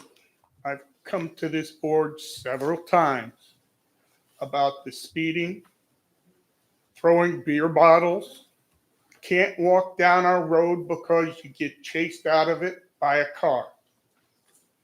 I have asked you people numerous times to change the speed limit on Console Road. It's just a matter of maybe a mile and a half to 25 miles an hour. The reason why I'm saying this is that if you get hit by a car going 35 miles an hour, you're 47% likely to be seriously injured. If you're in a car when someone is going 40 miles an hour and you get hit, say on a head-on collision, you're 52% more likely to die. Do you people understand what I am saying to you? Why do you not want to have a town where you can stand up and say, I'm proud to live in this unit. It's one of the safest towns in the county. I have asked and I have asked. There's only one person up there, and if they want to say who they are, that's fine, that has contacted me and asked me how things are by my house. You people just don't get it. I pay for your salary. You don't pay mine. You know what would work? If you started giving out tickets to people who are going 35 miles an hour, you might be able to come up with enough money to pay the water bills. Now, I got another thing. I'd like to spend more time on that, but I really do appreciate that person calling me up and asking me how I'm doing and is things slowed down. Told that person no.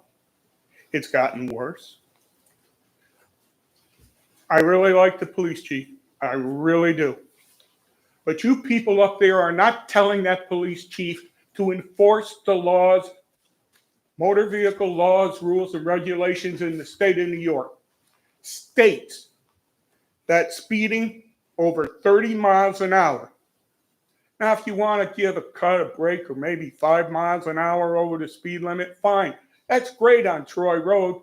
But when you live in my area, it is a dangerous road. And I've had several people, and I don't want to mention names, but some Niskayuna police, some Niskayuna firemen, some Niskayuna town workers had told me, God, I wouldn't want to live here. Did you drop my taxes because of that? No. So what I want to get to, I was told by 3 legislators to go talk to Mrs. Pucciani. So I did. Set up a meeting. I went in and started talking to her and explaining to her how my mailbox has been demolished 50 times in 40 years.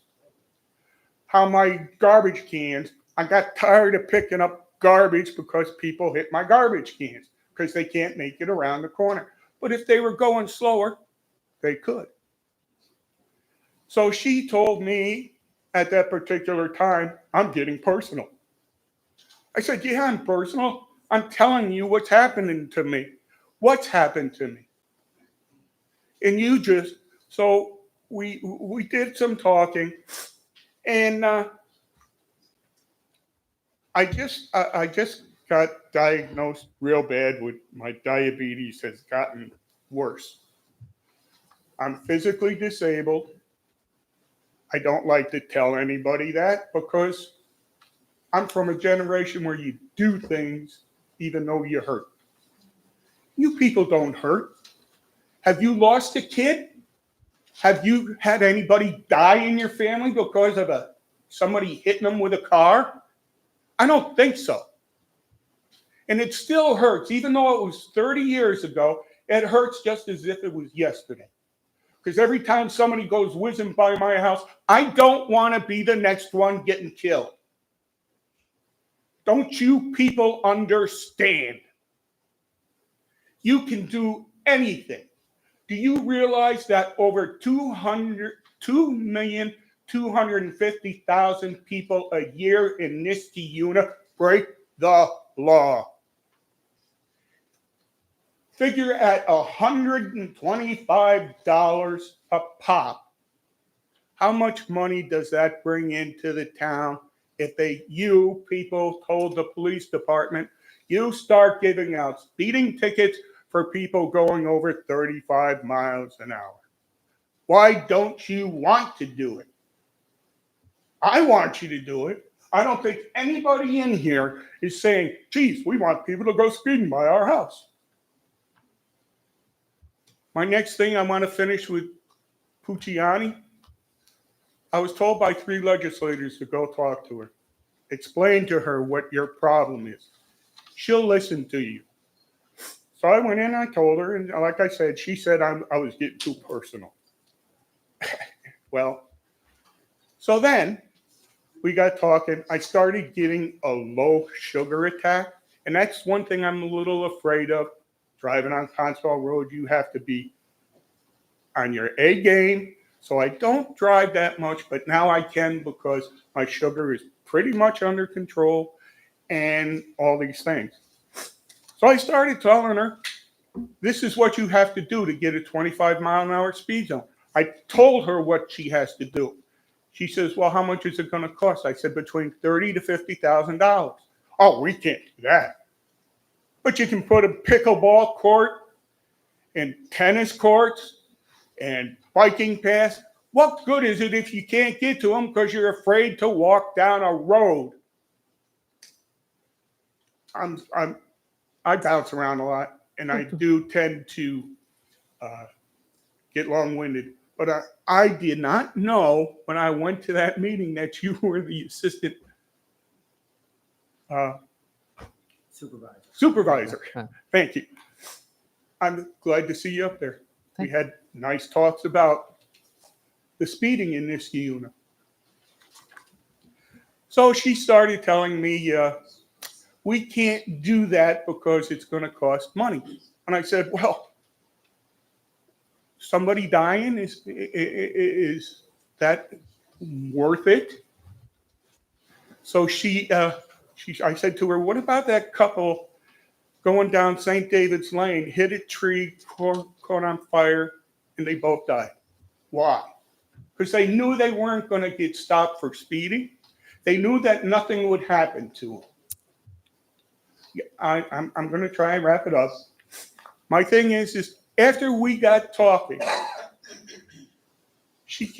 and I started having a low sugar attack and stuff like that. I started getting emotional because, like I said, it still hurts. She looked at me and said, oh, by the way, Mr. Klett, I taped this meeting. I said, why? She says, just in case, I'm going to tell the residents in the town of Niskayuna what kind of like a jerk you are.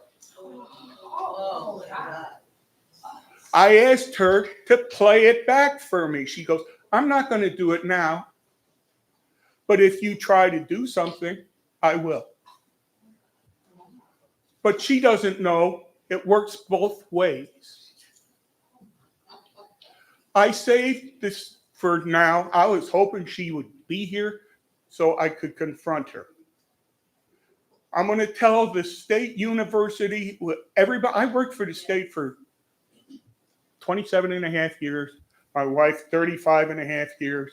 And we know several people. I am going to tell them in the education department in SUNY, if you talk to her, make sure you ask her if she is recording you. She has the ethics of a slug, the morals of a galley cat, and she did not do one thing. One thing I did do, I called her up and said, thank you for giving me a piece of candy. When she found out I might die in her office, she told the person that was with us, give him a piece of candy and get him out of my office. She didn't even call an ambulance or anything like that to help. I don't like putting down people. That's not my nature. But I'm going to say another thing. Police chief, you better watch yourself because she told me you take people too. Thank you.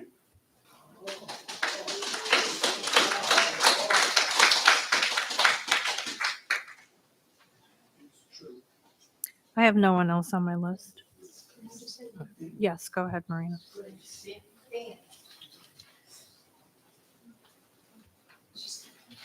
Marina Franchild again, 2200 Dean Street. What I have to say is really fast, and this is really for Mr. Drescher. I was reading DiNapoli's guidelines on what supervisors should do, and what surprised me, I didn't actually know this, was that a supervisor, one of their main roles is to be the treasurer of the town. I didn't know that. I've been a treasurer on a nonprofit for a lot of years. And I've been on the board. I was a board member and they needed a treasurer. I stepped up to the job. I had no experience. We were a nickel and dime operation. We've gotten a lot of grants And probably by the end of the year, we're gonna be a $750,000 nonprofit. All right. So I was instrumental in telling my company that we need to hire a firm that has that skill set because I don't have it. I can't do due diligence because I don't know what's required for a New York State audit. I just don't have it. So the reason I'm telling you all this, Joseph, is because you're inheriting a role not only of leadership within the town and facilitating good communication amongst the town board and the various committees, but it's incumbent upon you to have the skill set to be a treasurer. I don't know if you have the financial background, but I hope that you do. If you don't, then you have to be a very, very quick study because that's part of the job. I wanted to point that out to you. Thank you.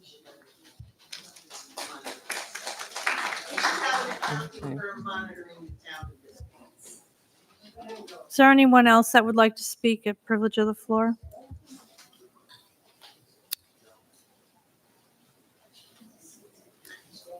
Dan Sexton, Orland Drive. I'd like to add on to what Marina said.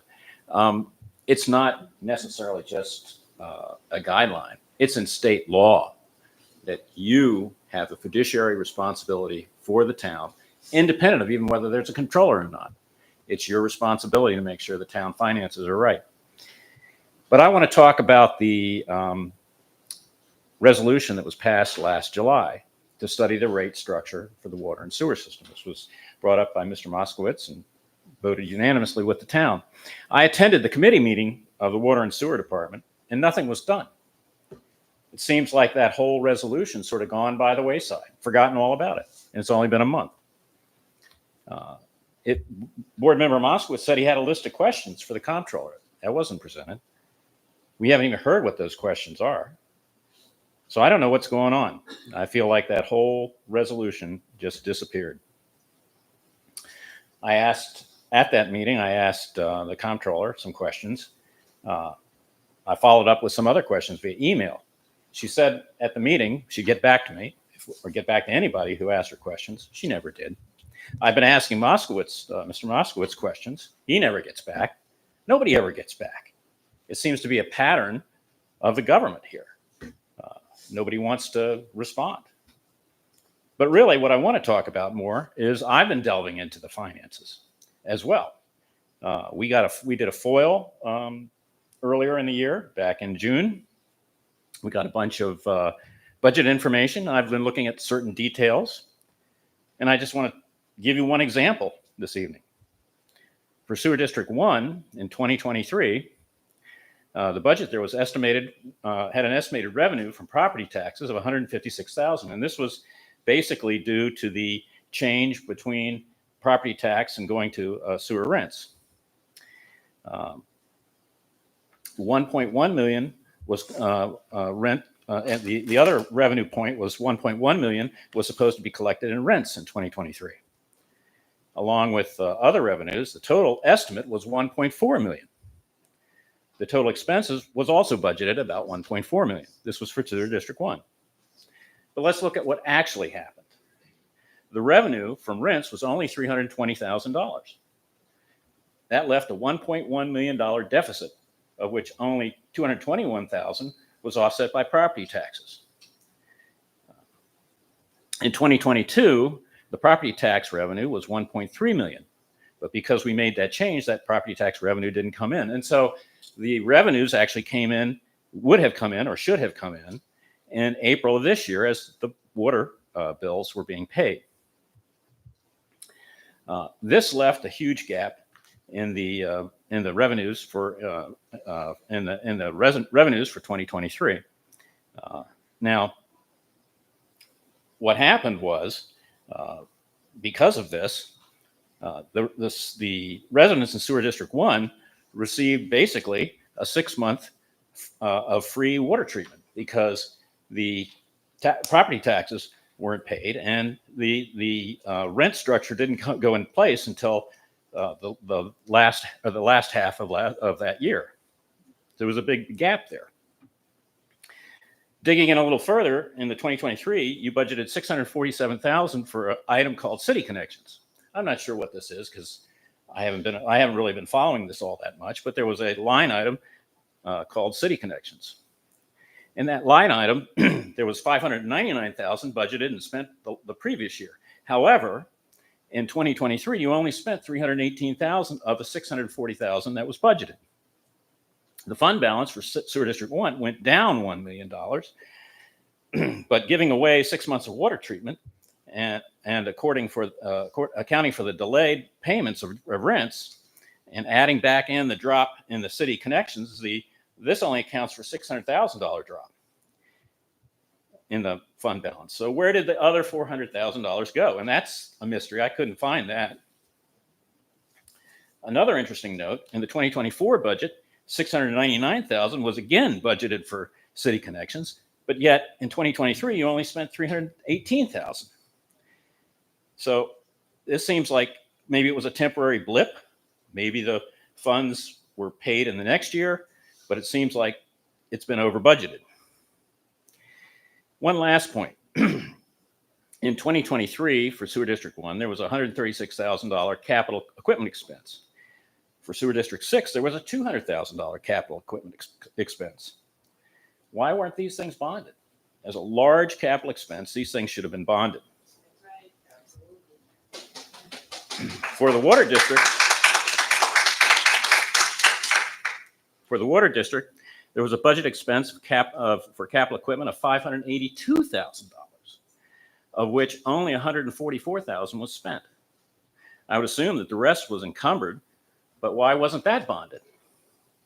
In general, in deference to the comptroller's models, it appears that the fund balances were never in danger, that a major misstep has been made in the cutover from property tax rents for Sewer District 1 causing a major drop in fund balance, and that this should have been done gradually, and it appears we lost 6 months of revenue from the residents of Sewer District 1. So when is the board going to act on this? When are you going to act on the resolution that was passed in July and actually straighten this mess out and get us to a reasonable rate plan? Thank you. Thank you.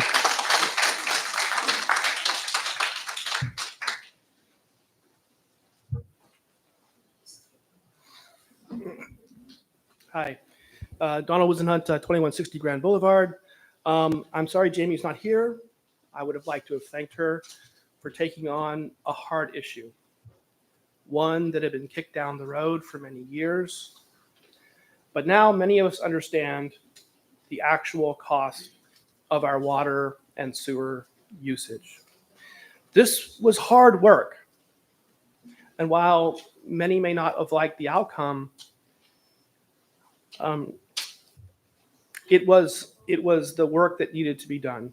And while Jamie did not address this in her resignation statement, it is not a secret that she received violent threats against her and her family. Did she ask for that when she ran for office? Did any of you? Political violence is not acceptable.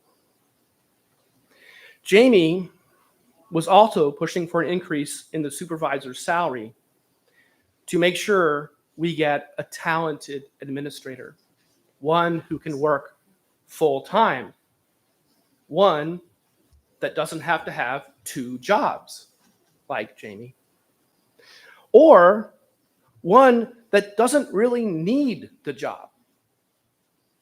That is not good for the city. Some say you all should work for free, but then they worry about the quality of your work. Well, perhaps you get what you pay for. If people are interested in what is going on in the town, I recommend you look at the website. If you feel like you are not being served well by this town board, I encourage you to run against these members.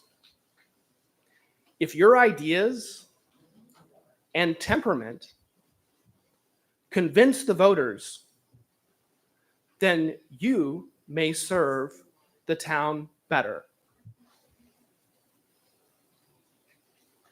Thank you, Donald.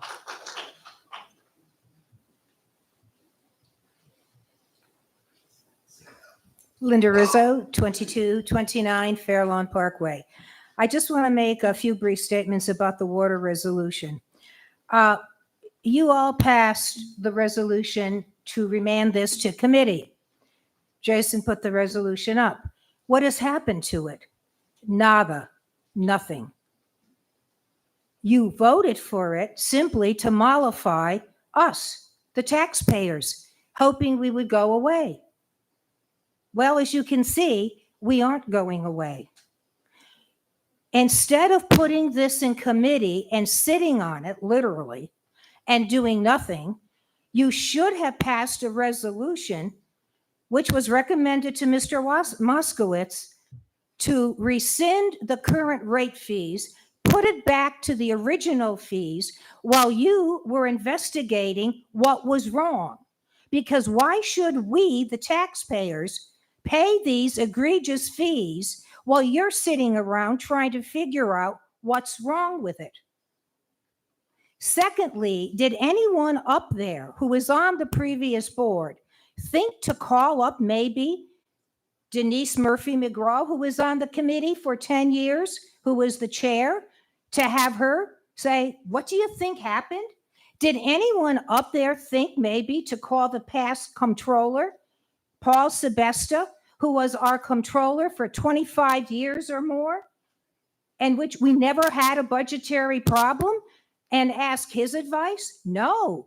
You took the advice of a comptroller who was only here for 2 years and a supervisor who's not here now, I think was here 2.5 years. This is wrong. It's bad governance. So your resolution of putting it in a committee, that's what they do in politics. They do it at the state level. They do it at the national level. You put things in committee so it dies. That's all. And then people might forget about it. Well, we want this out of that committee, Jason. We want a resolution to put our rates back to the original fee while you're investigating. Period. That's what we want. That's it. We're tired of being mollified, coddled, or whatever. My next statement is about raises for supervisors and town board members. Believe me, if you think there's an uproar about this resolution, put up those raises. Because people aren't going to tolerate it. And you know, maybe some people don't know this, but there's a category called public servant. And people do work for free because they love to do good. They're not looking for more money. And you can get qualified people to run whose heart is in the right place without giving them raises because they care about the community. And lastly, this was brought up and it's a segue into what this gentleman said. We have been told that you are taping phone calls in town hall. Now, I don't care if you want to tape to your heart's content, but you should have a disclaimer, like any reputable company does. You are being recorded for training purposes, period. But no, you're not doing that. And I know you're taping because I asked a board member who said, oh, I can't discuss that. Well, if you can't discuss it, then you're taping. And that's unfair to the residents. Are you trying to entrap somebody? So I am asking you to have this changed. And when people call town hall, they hear your conversation is being recorded.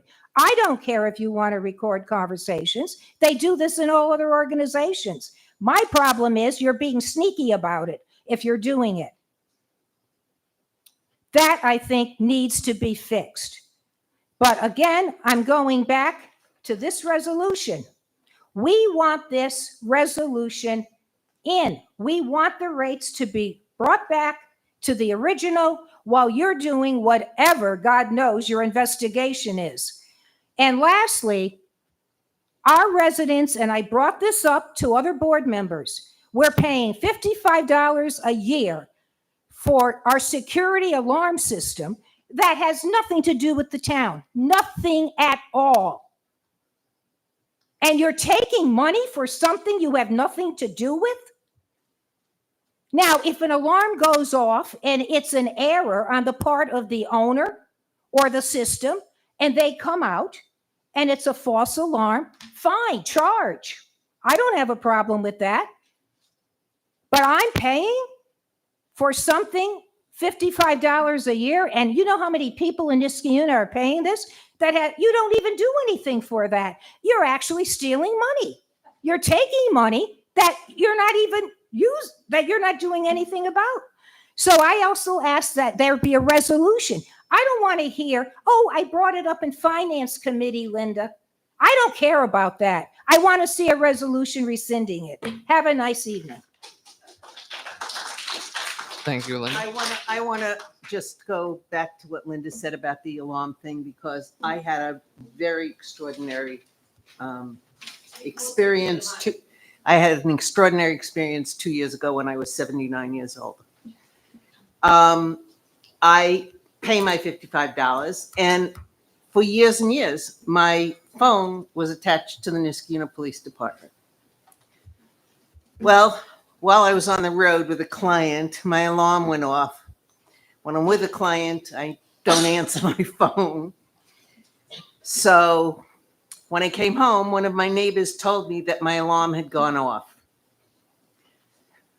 I was 79 years old, okay? I said, did the police car come? No, police car didn't come. 2.5 hours after I got home, the police knocked on my door. And they said, you had an issue with your alarm went off. I said, do you know what? I am 79 years old. If someone had come in with a baseball bat and beaten me, and I had bled out on the kitchen floor, he said, well, it was a change of shift. Okay, what's a change of shift? A change of shift means now you're part of a consortium where my alarm company, which is probably answered in Utah, calls a place in Rotterdam that is a consortium of towns' alarm systems, and then the Rotterdam dispatcher has to get in touch with the Niskayuna dispatcher to get a cop out, okay? But it was change of shifts. Now, the man who takes care of my alarm system is a former Niskayuna cop. When I told him the story, he said, you know, it's very interesting. When it used to ring in the Niskayuna Police Department, and we were on change of shift, we talked to each other and we'd say, who's closest to that house on his way home? Stop by and see what happened. That can't happen now. You take my $55, the cops go up 3.5 hours after my alarm went off, get out of the consortium. We're a small town. We have a good police department. We have an interested police chief, and let our people in our town who have security systems feel safe. Because I'll tell you this, I have 2 grown sons, and if I had bled out on that kitchen floor, this town would have never found enough money to pay the lawsuit that they would have instituted. We have a right to have our police force in Niskayuna police our town, and if you accept the money, don't give it to Rotterdam, to the consortium. Get out of the consortium and start attending to the business.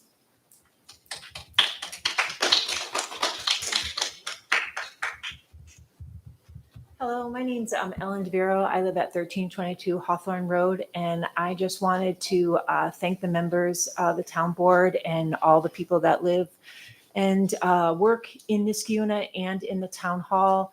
I'm a member of the Conservation Advisory Council, and I appreciate the thoughtfulness and people that I get to work with And I feel like there isn't real there. I don't feel like there's maliciousness. So, and I want to convey that, and I hope that as a community we can learn to communicate and not point fingers, but to be genuine in our conversations and to work through our issues.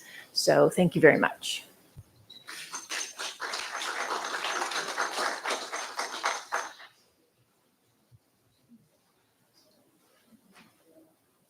Good evening, everyone. My name is Haney Santana at 815 Trottingham Drive. Can you hear me now? Okay, thank you. I just wanted to touch on a couple of things that were said tonight by Linda. Here is the resolution that we gave to all of the town board members. I'm going to give it to you now so you can take a look at it. And it does state.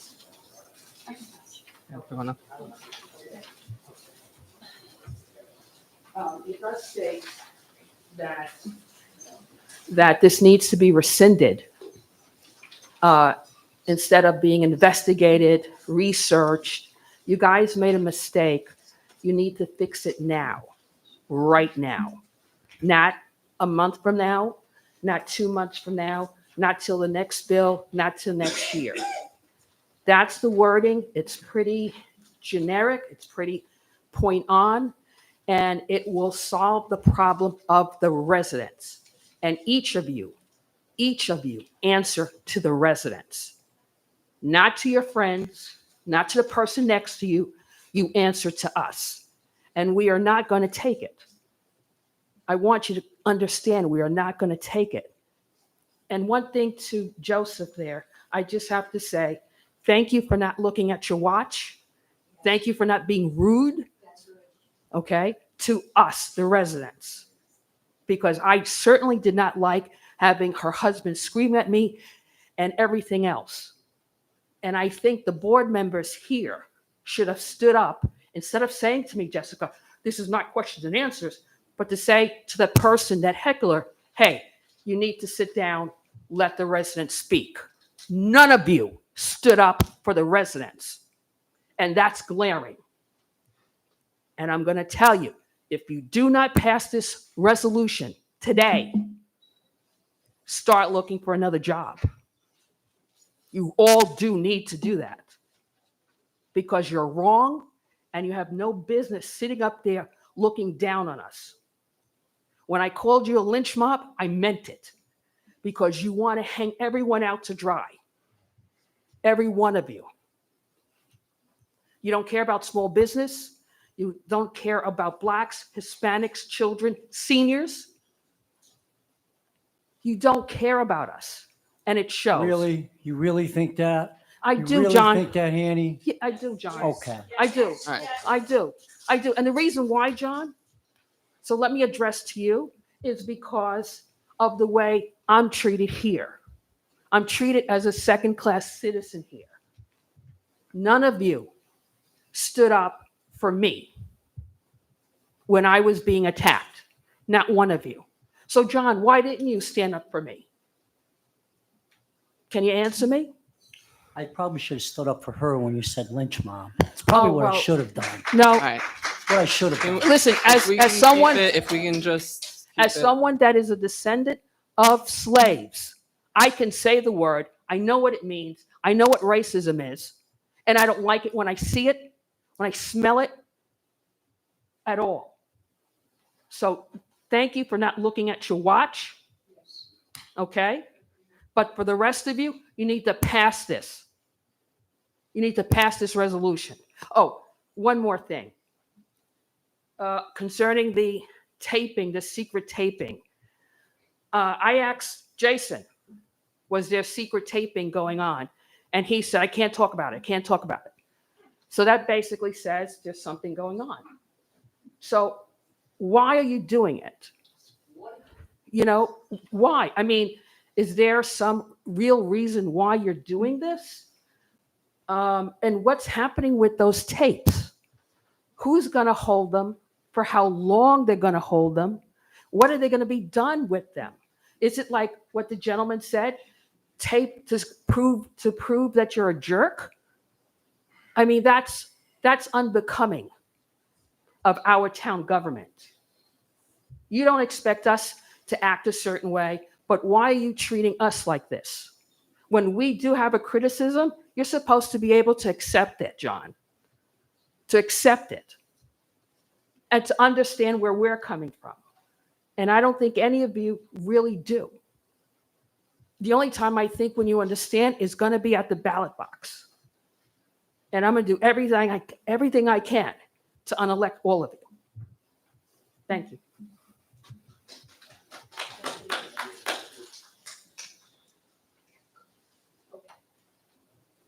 Beth Jacobs, Niskuna, New York. I'm going to start out that I'm not Republican. I was a Democrat until COVID. I'm a Ralph Nader liberal. So someone made comments that were shilling for the Republican Party. And I'm also going to mention Texas, which I'm not a huge fan of, but they've managed to do one of the things that helps make sure that slows down traffic. They don't go around and cut all the trees down.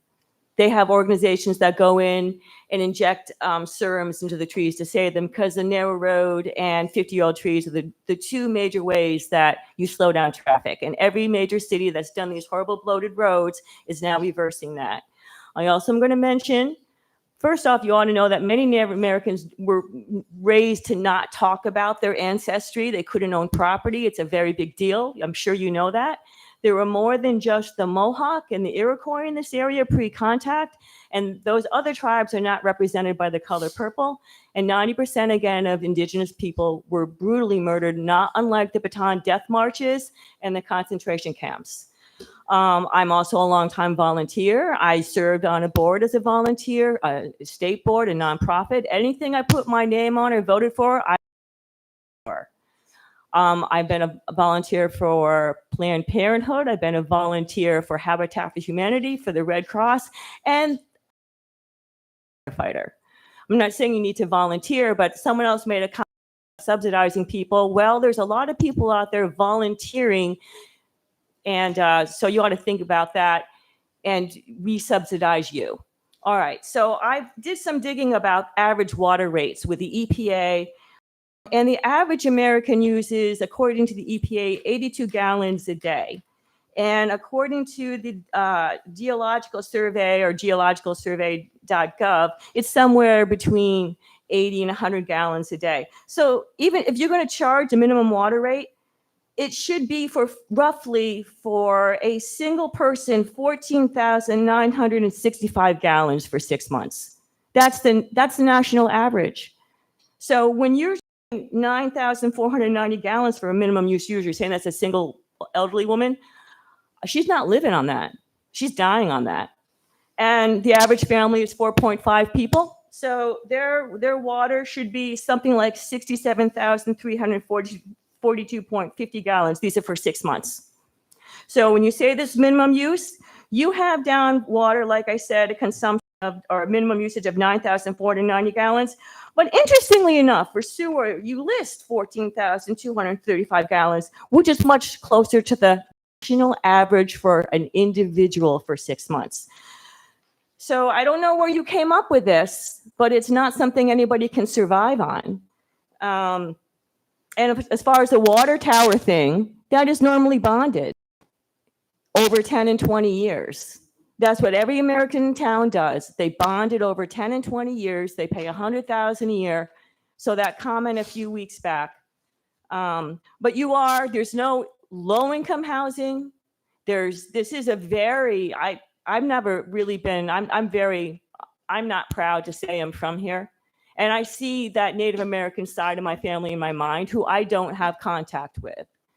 But I promise you that your logo does not represent them, and they are originally from this area. And I think you should do an homage to them. And the way to do is maybe put out a bid to one of the tribes. Hey, you think that they all just live in teepees or something? I'm sure you don't. They have engineers. They have maintenance companies. Put out a bid to one of the tribes for maintenance on the water tower, and then bond it out. Thank you.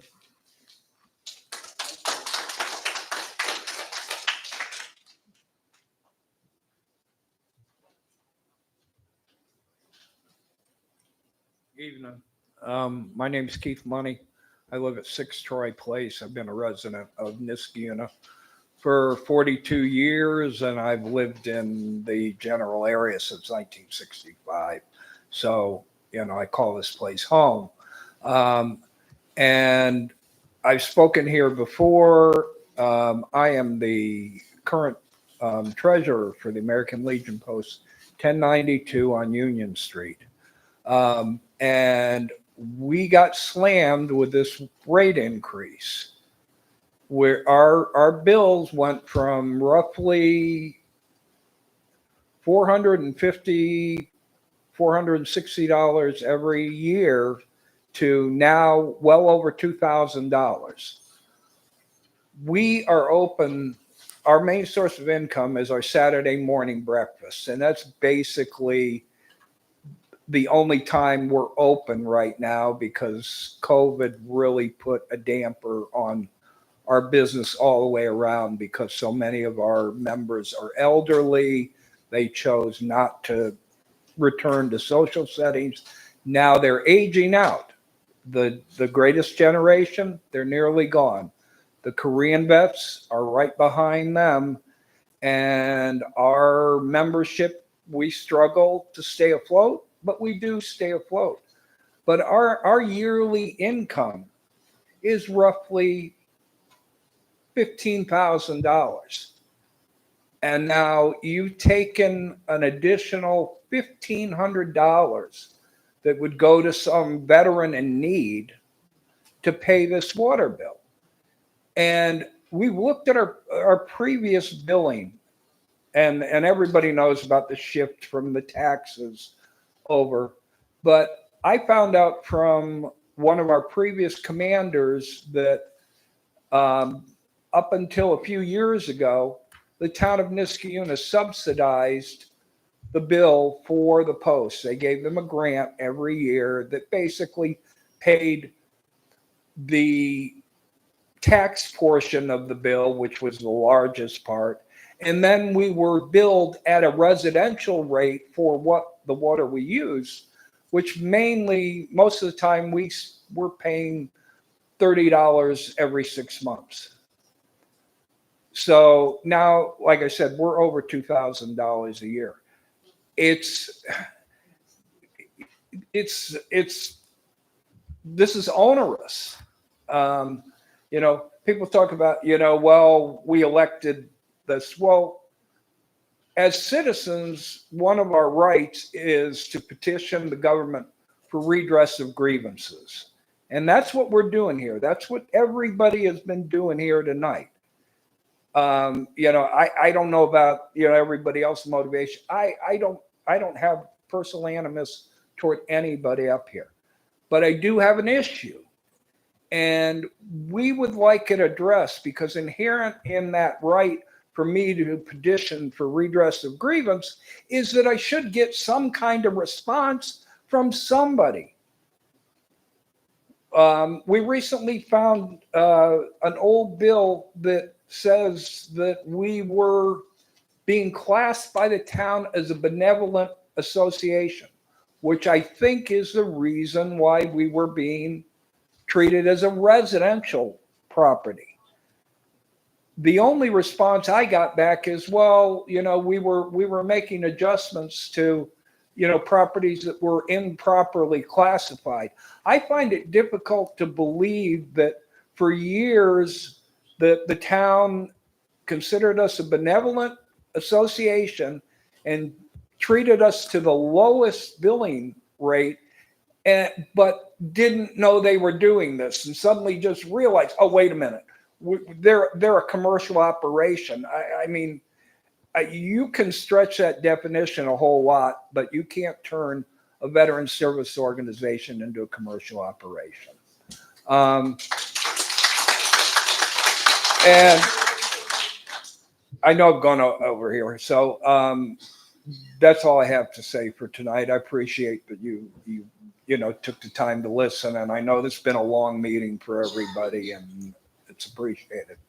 Have a good evening. Thanks, Keith.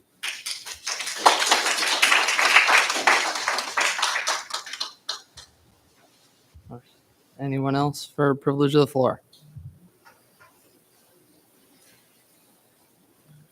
I wasn't going to do this, and I don't want to extend this meeting any longer than it already is. I'm Sue Penny. I live on Regent Street. This is so overwhelming to me. All the numbers that I've been hearing, they're way over the top of my head.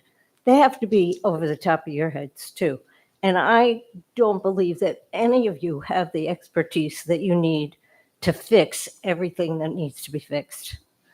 And so I guess what I want to say is you need to find somebody who can look at all of the finances, the budgets, the committees, whatever, who is independent.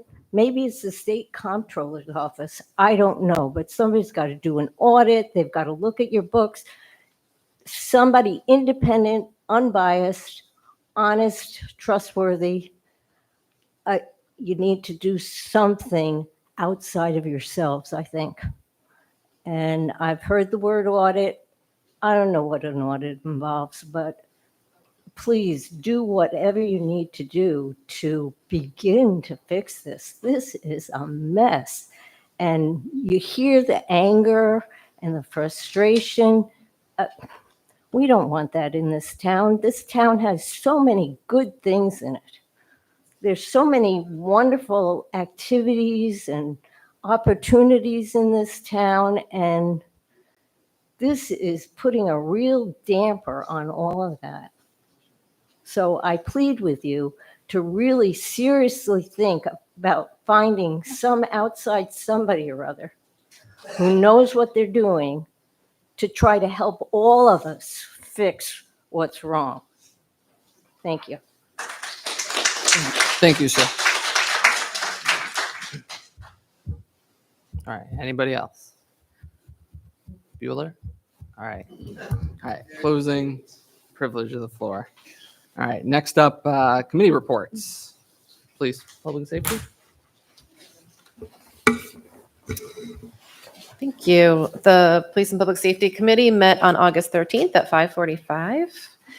Under operations, Chief Koshin talked about how we're part of the Schenectady Task Force. That's a force multiplier that we teamed up with them. We have Lieutenant John Connor, who represents Niskayuna, and we're able to use that that resource when we need it for our own town.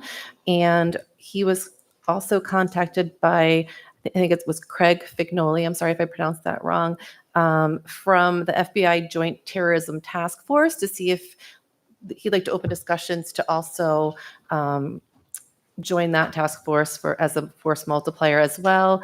And that FBI Joint Terrorism Task Force is also involved in every single school threat that happens. So those discussions have begun. For training, we have Sergeant Mora and Officer Chase. They attended the active threat training in Glenville, the 15th and the 16th. This is something that happens yearly with the city of Schenectady, and they practice scenarios in different schools, different local schools. Department members will also be taking active shooter school preparation training via the Police One Academy. For town events, we have Coffee with the Cop continuing at the Senior Center. We had it on the 16th at Stewart's. We have it at Target on the 30th, and again on the Farmers Market every Saturday. So our community policing efforts have just continued to grow, and this initiative continues to be a top priority. Under town clerk, we had Attorney Finnan talking about that she's still researching dog permitting processes, and also we discussed the need to adjust language in our code regarding peddling and soliciting. We had Jean Fody talk about the National Night Out, that it was a huge success. Chief Koshin was dunked in that tape a lot. Got a couple bruises and scratches, but he's okay. He did great. And we thanked Fire Department 1 and 2 and all of our sponsors for helping make that a great event, and hope to carry on that tradition every year. Under personnel, we're continuing to canvass for civil service lists for a potential hire. We have one spot open, so we have 31 officers currently, and 32 would be a full force. We talked about the Byrne Grant, which is Edward Byrne Memorial Justice Assistance Grant. And that's a reimbursement grant Chief applied for $500,000 that would go towards state-of-the-art equipment for our force. And for resolutions, we have a purchase of a new vehicle, 2023 Dodge Durango, and that was already budgeted for in this year's budget. So our next meeting will be September 5th at 3:30 for anyone who'd like to join us. All right, thank you, Councilperson Brennan. Moving on to community programs. And I'm just going this way, then I'm gonna swing back. It's just how my notes are, so. Thank you, No, anything against you Supervisor. guys. The clerk asked for a break, Okay. so she needed a break. Okay. So can we wait a few minutes? Because she does take notes for the meeting. and Absolutely. It is proper to have the town clerk here. Okay. All right. So we're going to pause until the town clerk comes back.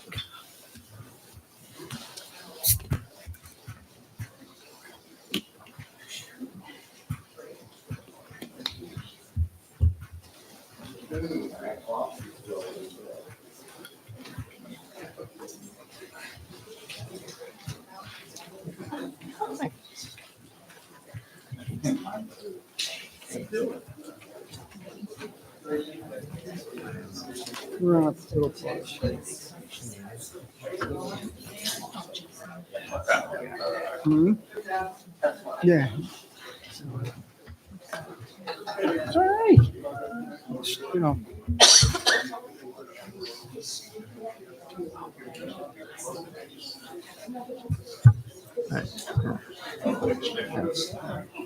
You all set? You good? Yeah, we need to have like a sign, like if you need to like take a break, like almost like stealing like first base, just be like, yeah. So, all right. So you guys are all good? Ah, okay. All right.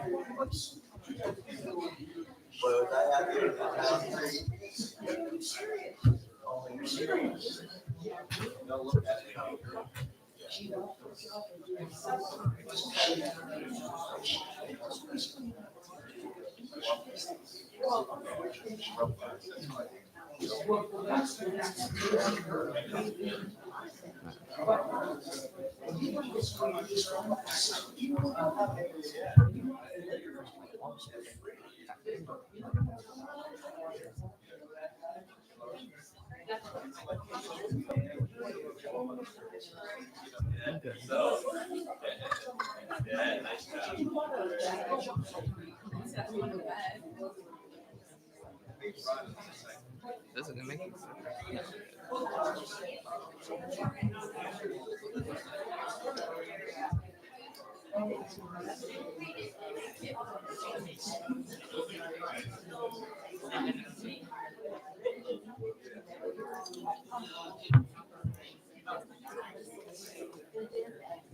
So maybe.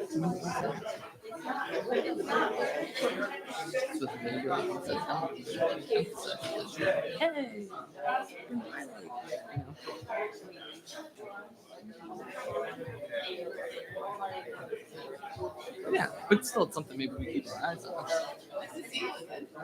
Just for tonight. After this, I'm back to Saratoga. Notice how Ted has to go to this one when it's. Ted's off tonight, so. No, yeah.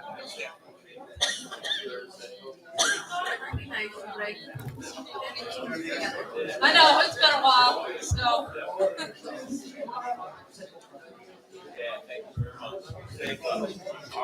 Oh, I've been sitting on my wallet too long. Yeah, someone wants that.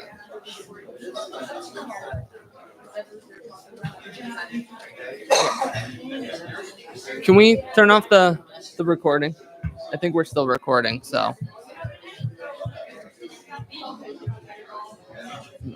All right, everyone ready?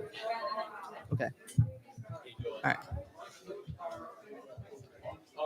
All right. All right, if everyone can take their seats again, we'll get started.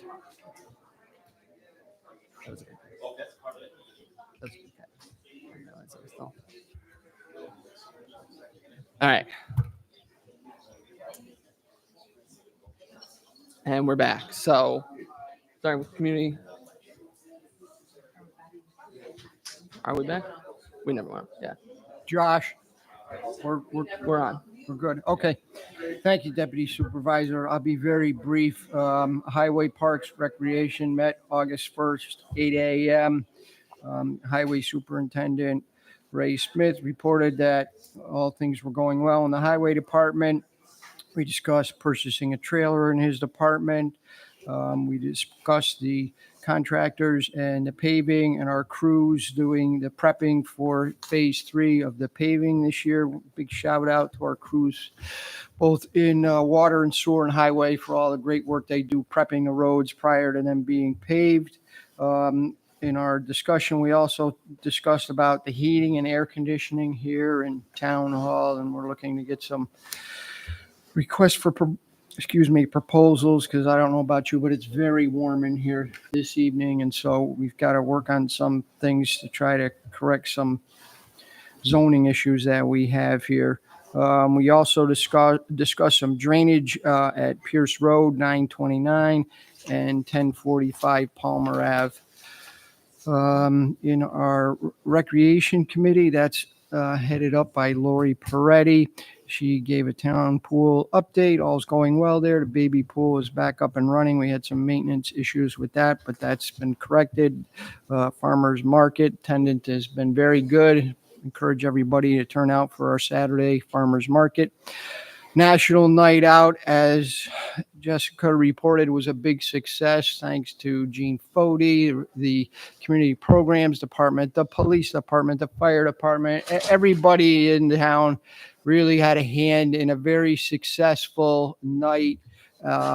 Everyone had a good time. The weather held out, which was exceptional, and it was a great, great community event. So thank you, everyone, for their work on that.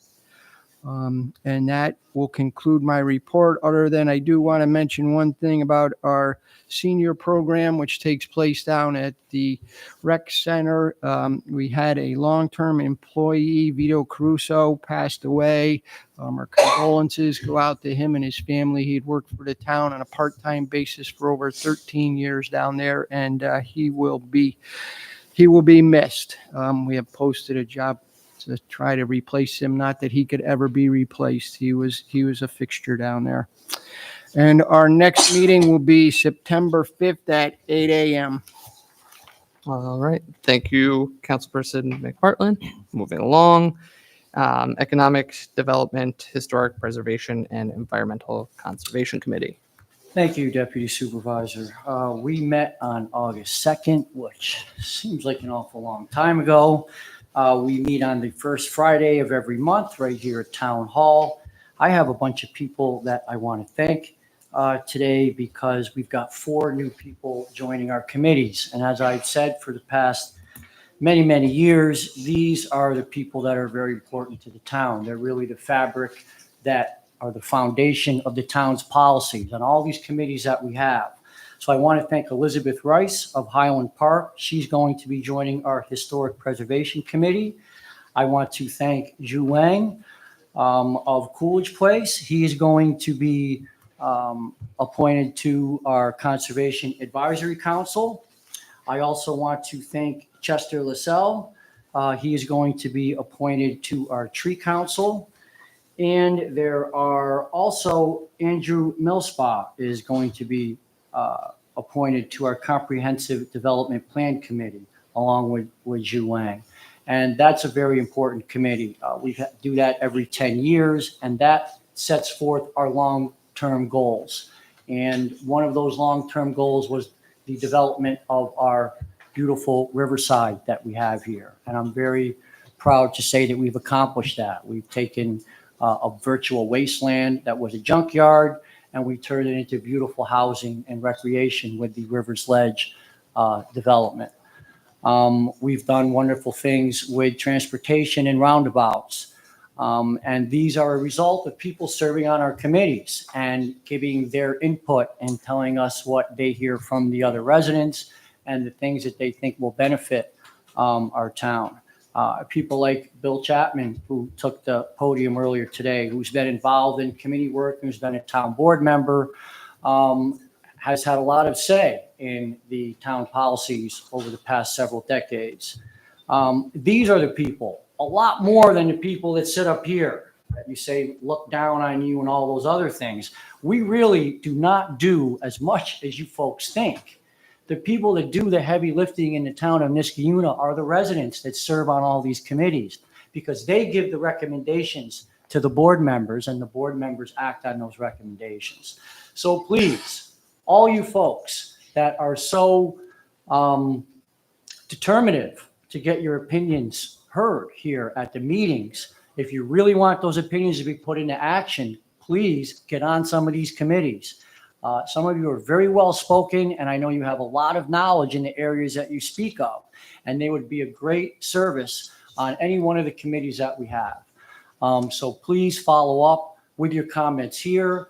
We accept resumes. We turn very few people down because we want and need more people. So please do that. And I want to thank everybody that's been involved, and all are encouraged to come to the next Economic Development Committee meeting, and that would be the first Friday of September. Thank you. Thank you, Councilperson Delarada. And last but not least, Public Works. Thank you, Deputy Supervisor. The Water, Sewer, and Engineering Committee met earlier this month on August 1st. And at our meeting, Superintendent of Water and Sewer Matt Yetto gave us an update on the lead service inventory project. Superintendent Yetto has been working with our IT department and the supervisor's office to create an online survey, and that survey is now live. So residents can go on the website and submit pictures of their service lines coming into their house for the town to evaluate. Additionally, the town will be sending out notices to approximately 5,000 homes with information and instructions on how to submit the required information. If anyone has difficulty with the online interface, they should contact the Water and Sewer Department so a town employee can personally visit your home and do a quick visual inspection. Again, this is part of a state-mandated inventory project to determine lead service lines going into homes. These notices will only be going to homeowners of properties for which we do not already have information on file, so residents should not be alarmed if they do not receive any correspondence from the town. Regarding work that needs to be completed at the intersection of Balltown Road and Knott Street, this is on Knott Street just west of Balltown in front of the co-op, where a water main break was repaired earlier this year. The town has been meeting with the county to put together some monetary figures for completing the work. We're currently waiting for estimates from contractors, and we expect the work to be completed in the fall. This may result in road closures, but of course, if there's going to be any impact to commutes, we will put that out publicly. At the wastewater treatment plant, we've been working on getting the plant ready for the acceptance of whey waste as part of our organic waste program. We received our first whey delivery earlier this month, and we will be continuing to receive these deliveries for an 8-week trial period. At the end of that trial period, we will report any impacts on the plant back to DEC for their either approval or recommendations on amending our permit application. We ended our committee meeting earlier this month with a lengthy discussion between the committee and some concerned residents who came to discuss the change in utility billing. Residents had the opportunity to ask questions and have a discussion with the comptroller and the rest of the committee, and I look forward to continuing that discussion once the new comptroller is appointed. Also on the agenda tonight and discussed at our meeting, we have some standard outside user and easement agreements, a resolution to appoint an equipment operator, a resolution to authorize the repair of an excavator, and the replacement of a pump at one of our pump stations, as well as a resolution to purchase materials for the installation of a water line at River Road Park. And our next meeting will be on Wednesday, September 4th at 4:30 p.m. in the Schaefer Room. Thank you. Thank you, Councilperson Moskowitz. All right. Moving on to resolutions. All right. So moving on to the top of the resolutions on the agenda. Resolution 2024-194. Will the clerk please read? A resolution appointing grounds worker in the Parks Department. Do I have a second? Second. All right. Any discussion? Seeing none, will the clerk please call the roll? Councilmember Moskowitz. Yes. Councilmember Delarada. Aye. Councilmember McPartlin. Aye. Councilmember Brown. The resolution passes. Resolution 2020-195. Will the clerk please read? This is sponsored by Councilmember Brennan, a resolution authorizing the purchase of a vehicle for use in the town's police department. All right. Do I have a second? Second. Second. All right. Any Seeing none, will the clerk please call the roll? Councilmember Moskowitz. Yes. Councilmember Delarada. Aye. Councilmember McPartlin. Aye. Councilmember Brennan. Yes. The resolution- 4 ayes. Perfect. The resolution passes. Resolution 2024-196. Will the clerk please read? Sponsored by Supervisor Puccioni, a resolution accepting a donation and remitting it to the Schenectady County Historical Society. All right. And do I have a second? Second, Any just point of order, the printed resolution in the packet says 2024-96, so there just needs to be a correction of the typo. It's 2024-196 in the packet. Okay, I'll make that correction. Thank you.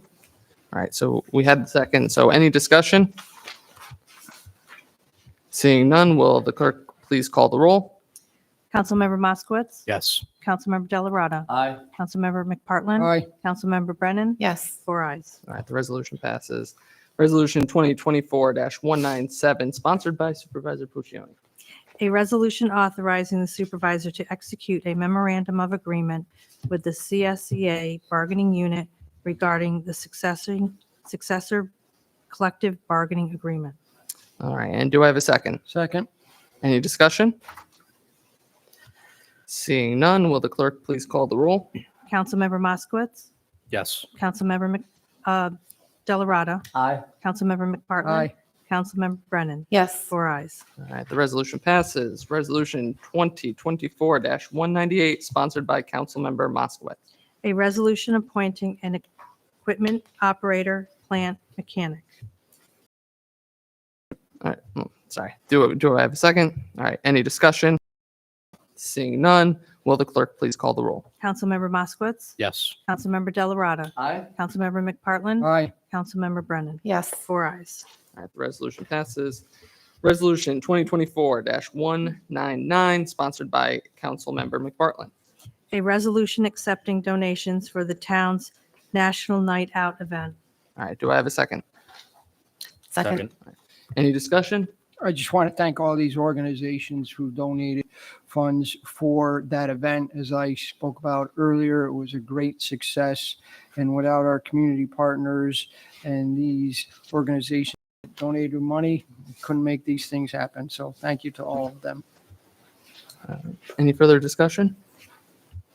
Seeing none, will the clerk please call the roll? Councilmember Moskowitz. Yes. Councilmember Delarada. Aye. Councilmember McPartlin. Aye. Councilmember Brennan. Yes. 4 ayes. All right. The resolution passes. Resolution 2024-200, sponsored by Supervisor Puccioni. A resolution authorizing certain budgetary modifications. All right. Do I have a second? Second, Any discussion? Seeing none, will the clerk please call the roll? Councilmember Moskowitz. Yes. Councilmember Delarada. Aye. Councilmember McPartlin. aye. Councilmember Brennan. Yes. 4 ayes. The resolution passes. Resolution 2024-201, sponsored by Councilmember McPartlin. Will the clerk please read? A resolution accepting grant monies for use in the town's Office of Community Programs. All right. Do I have a second? Second. Any discussion? Yeah, again, I want to thank the Niskuna Community Foundation for awarding this grant to the town for the purchase of benches at the splash pad. The Community Foundation has been a great partner with the town, giving us grants for different projects. So thank you to them. All right. Any further discussion? Seeing none, will the clerk please call the roll? Councilmember Moskowitz. Yes. Councilmember Delarada. Aye. Councilmember McPartlin. Aye. Councilmember Brennan. Yes. 4 ayes. The resolution passes. Resolution 2024-202 by Councilmember Moskowitz. Will the clerk please read? A resolution authorizing the replacement of pump number 1 at the Water District number 3 pump station. All right. Do I have a second? Second, Any discussion? Seeing none, will the clerk please call the roll? Councilmember Moskowitz. Yes. Councilmember Delarada. Aye. Councilmember McPartlin. aye. Councilmember Brennan. Yes. 4 ayes. The resolution passes. Resolution 2024-203, sponsored by Councilmember Moskowitz. Will the clerk please read? A resolution authorizing the repair of hydraulic excavator. All right. Do I have a second? Second, Any discussion? Seeing none, will the clerk please call the roll? Councilmember Moskowitz. Yes. Councilmember Delarada. Aye. Councilmember McPartlin. Aye. Councilmember Brennan. Yes. 4 ayes. All right, the resolution passes. Resolution 2024-204, sponsored by Councilmember McPartlin. Will the clerk please read? A resolution hiring an additional employees in the town's Office of Community Programs. All right, do I have a second? Second. Any discussion? All right, seeing none, will the clerk please call the roll? Councilmember Moskowitz. Yes. Councilmember Delarada. Aye. Councilmember McPartlin. Aye. Councilmember Brennan. Yes. 4 ayes. All right, the resolution passes. Resolution 2024-205, sponsored by Councilmember Moskowitz. Will the clerk please read? A resolution authorizing the outside user agreement with the owners of 722 Pierce Road. All right, do I have a second? Second. Any discussion? Seeing none, will the clerk please call the roll? Councilmember Moskowitz. Yes. Councilmember Delarada. Aye. Councilmember McPartlin. Aye. Councilmember Brennan. Yes. 4 ayes. The resolution passes. Resolution 2024-206, sponsored by Councilmember Moskowitz. Will the clerk please read? A resolution authorizing an outside user agreement with the owners of 2845 Aqueduct Road. All right, do I have a second? Second. Any discussion? Seeing none, will the clerk please call the roll? Councilmember Moskowitz. Yes. Councilmember Delarada. Aye. Councilmember McPartlin. Aye. Councilmember Brennan. Yes. 4 ayes. The resolution passes. Resolution 2024-207, sponsored by Councilmember McPartlin. Will the clerk please read? A resolution permanently appointing a grounds worker in the town's park department. Do I have a second? Second. Any discussion? Seeing none, will the clerk please call the roll? Councilmember Moskowitz. Yes. Councilmember Delarada. Aye. Councilmember McPartlin. Aye. Councilmember Brennan. Yes. 4 ayes. The resolution passes. Resolution 2024-208, sponsored by Councilmember McPartlin. Will the clerk please read? A resolution authorizing the execution of a license agreement amendments, addendums with various youth sports organizations. All right, do I have a second? Second. Any discussion? Seeing none, will the clerk please call the roll? Councilmember Moskowitz. Yes. Councilmember Delarada. Aye. Councilmember McPartlin. Aye. Councilmember Brennan. Yes. 4 ayes. All right, the resolution passes. Resolution 2024-209, sponsored by Councilmember Moskowitz. Will the clerk please read? A resolution accepting bids and awards a contract for the purchase of water pipe and appurtenances for water sewers service at River Road Park. All right, do I have a second? Second. Any discussion? Seeing none, will the clerk please call the roll? Councilmember Moskowitz. Yes. Councilmember Delarada. Aye. Councilmember McPartlin. Aye. Councilmember Brennan. Yes. 4 ayes. All right, the resolution passes. Resolution 2024-210, sponsored by Supervisor Puccioni. Will the clerk please read? A resolution approving the settlement agreement. All right, do I have a second? Second. Any discussion? Seeing none, will the clerk please call the roll? Councilmember Moskowitz. Yes. Councilmember Delarada. Aye. Councilmember McPartlin. Aye. Councilmember Brennan. Yes. 4 ayes. All right, the resolution passes. Resolution 2024-211, sponsored by Councilmember Delarada. Will the clerk please read? A resolution appointing members to the Comprehensive Development Plan Committee. Do I have a second? Second. Any discussion? Seeing none, will the clerk please call the roll? Councilmember Moskowitz. Yes. Councilmember Delarada. Aye. Councilmember McPartlin. Aye. Councilmember Brennan. Yes. 4 ayes. The resolution passes. Resolution 2024-212, sponsored by Councilmember Delarada. Will the clerk please read? A resolution adopting a government greenhouse gas inventory for Niskuna's climate smart community programs. Do I have a second? Second. Any discussion? Seeing none, will the clerk please call the roll? Councilmember Moskowitz. Yes. Councilmember Delarada. Aye. Councilmember McPartlin. Aye.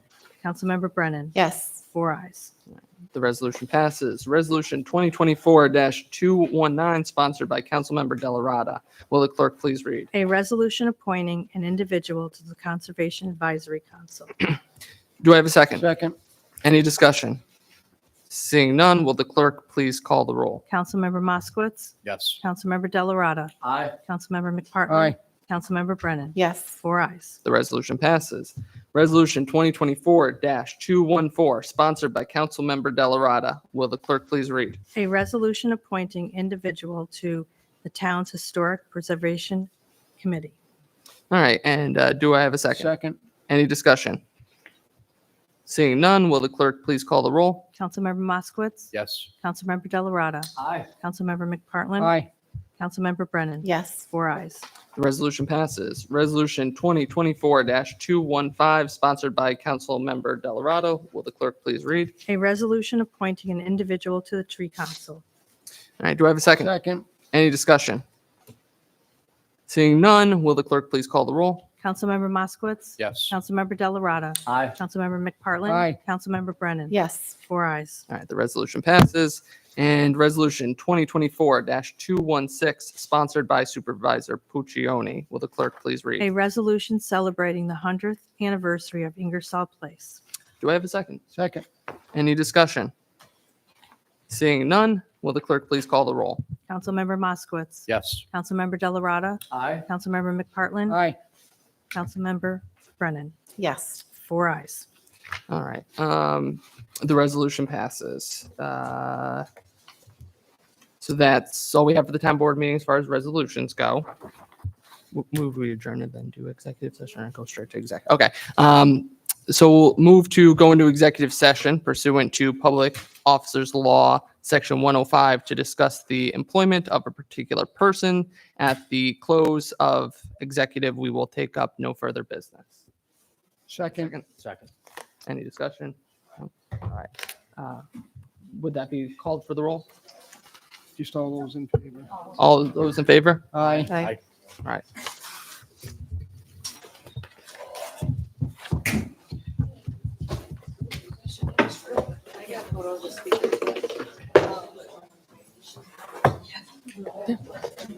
Yeah, that's yeah. What's going on? Oh.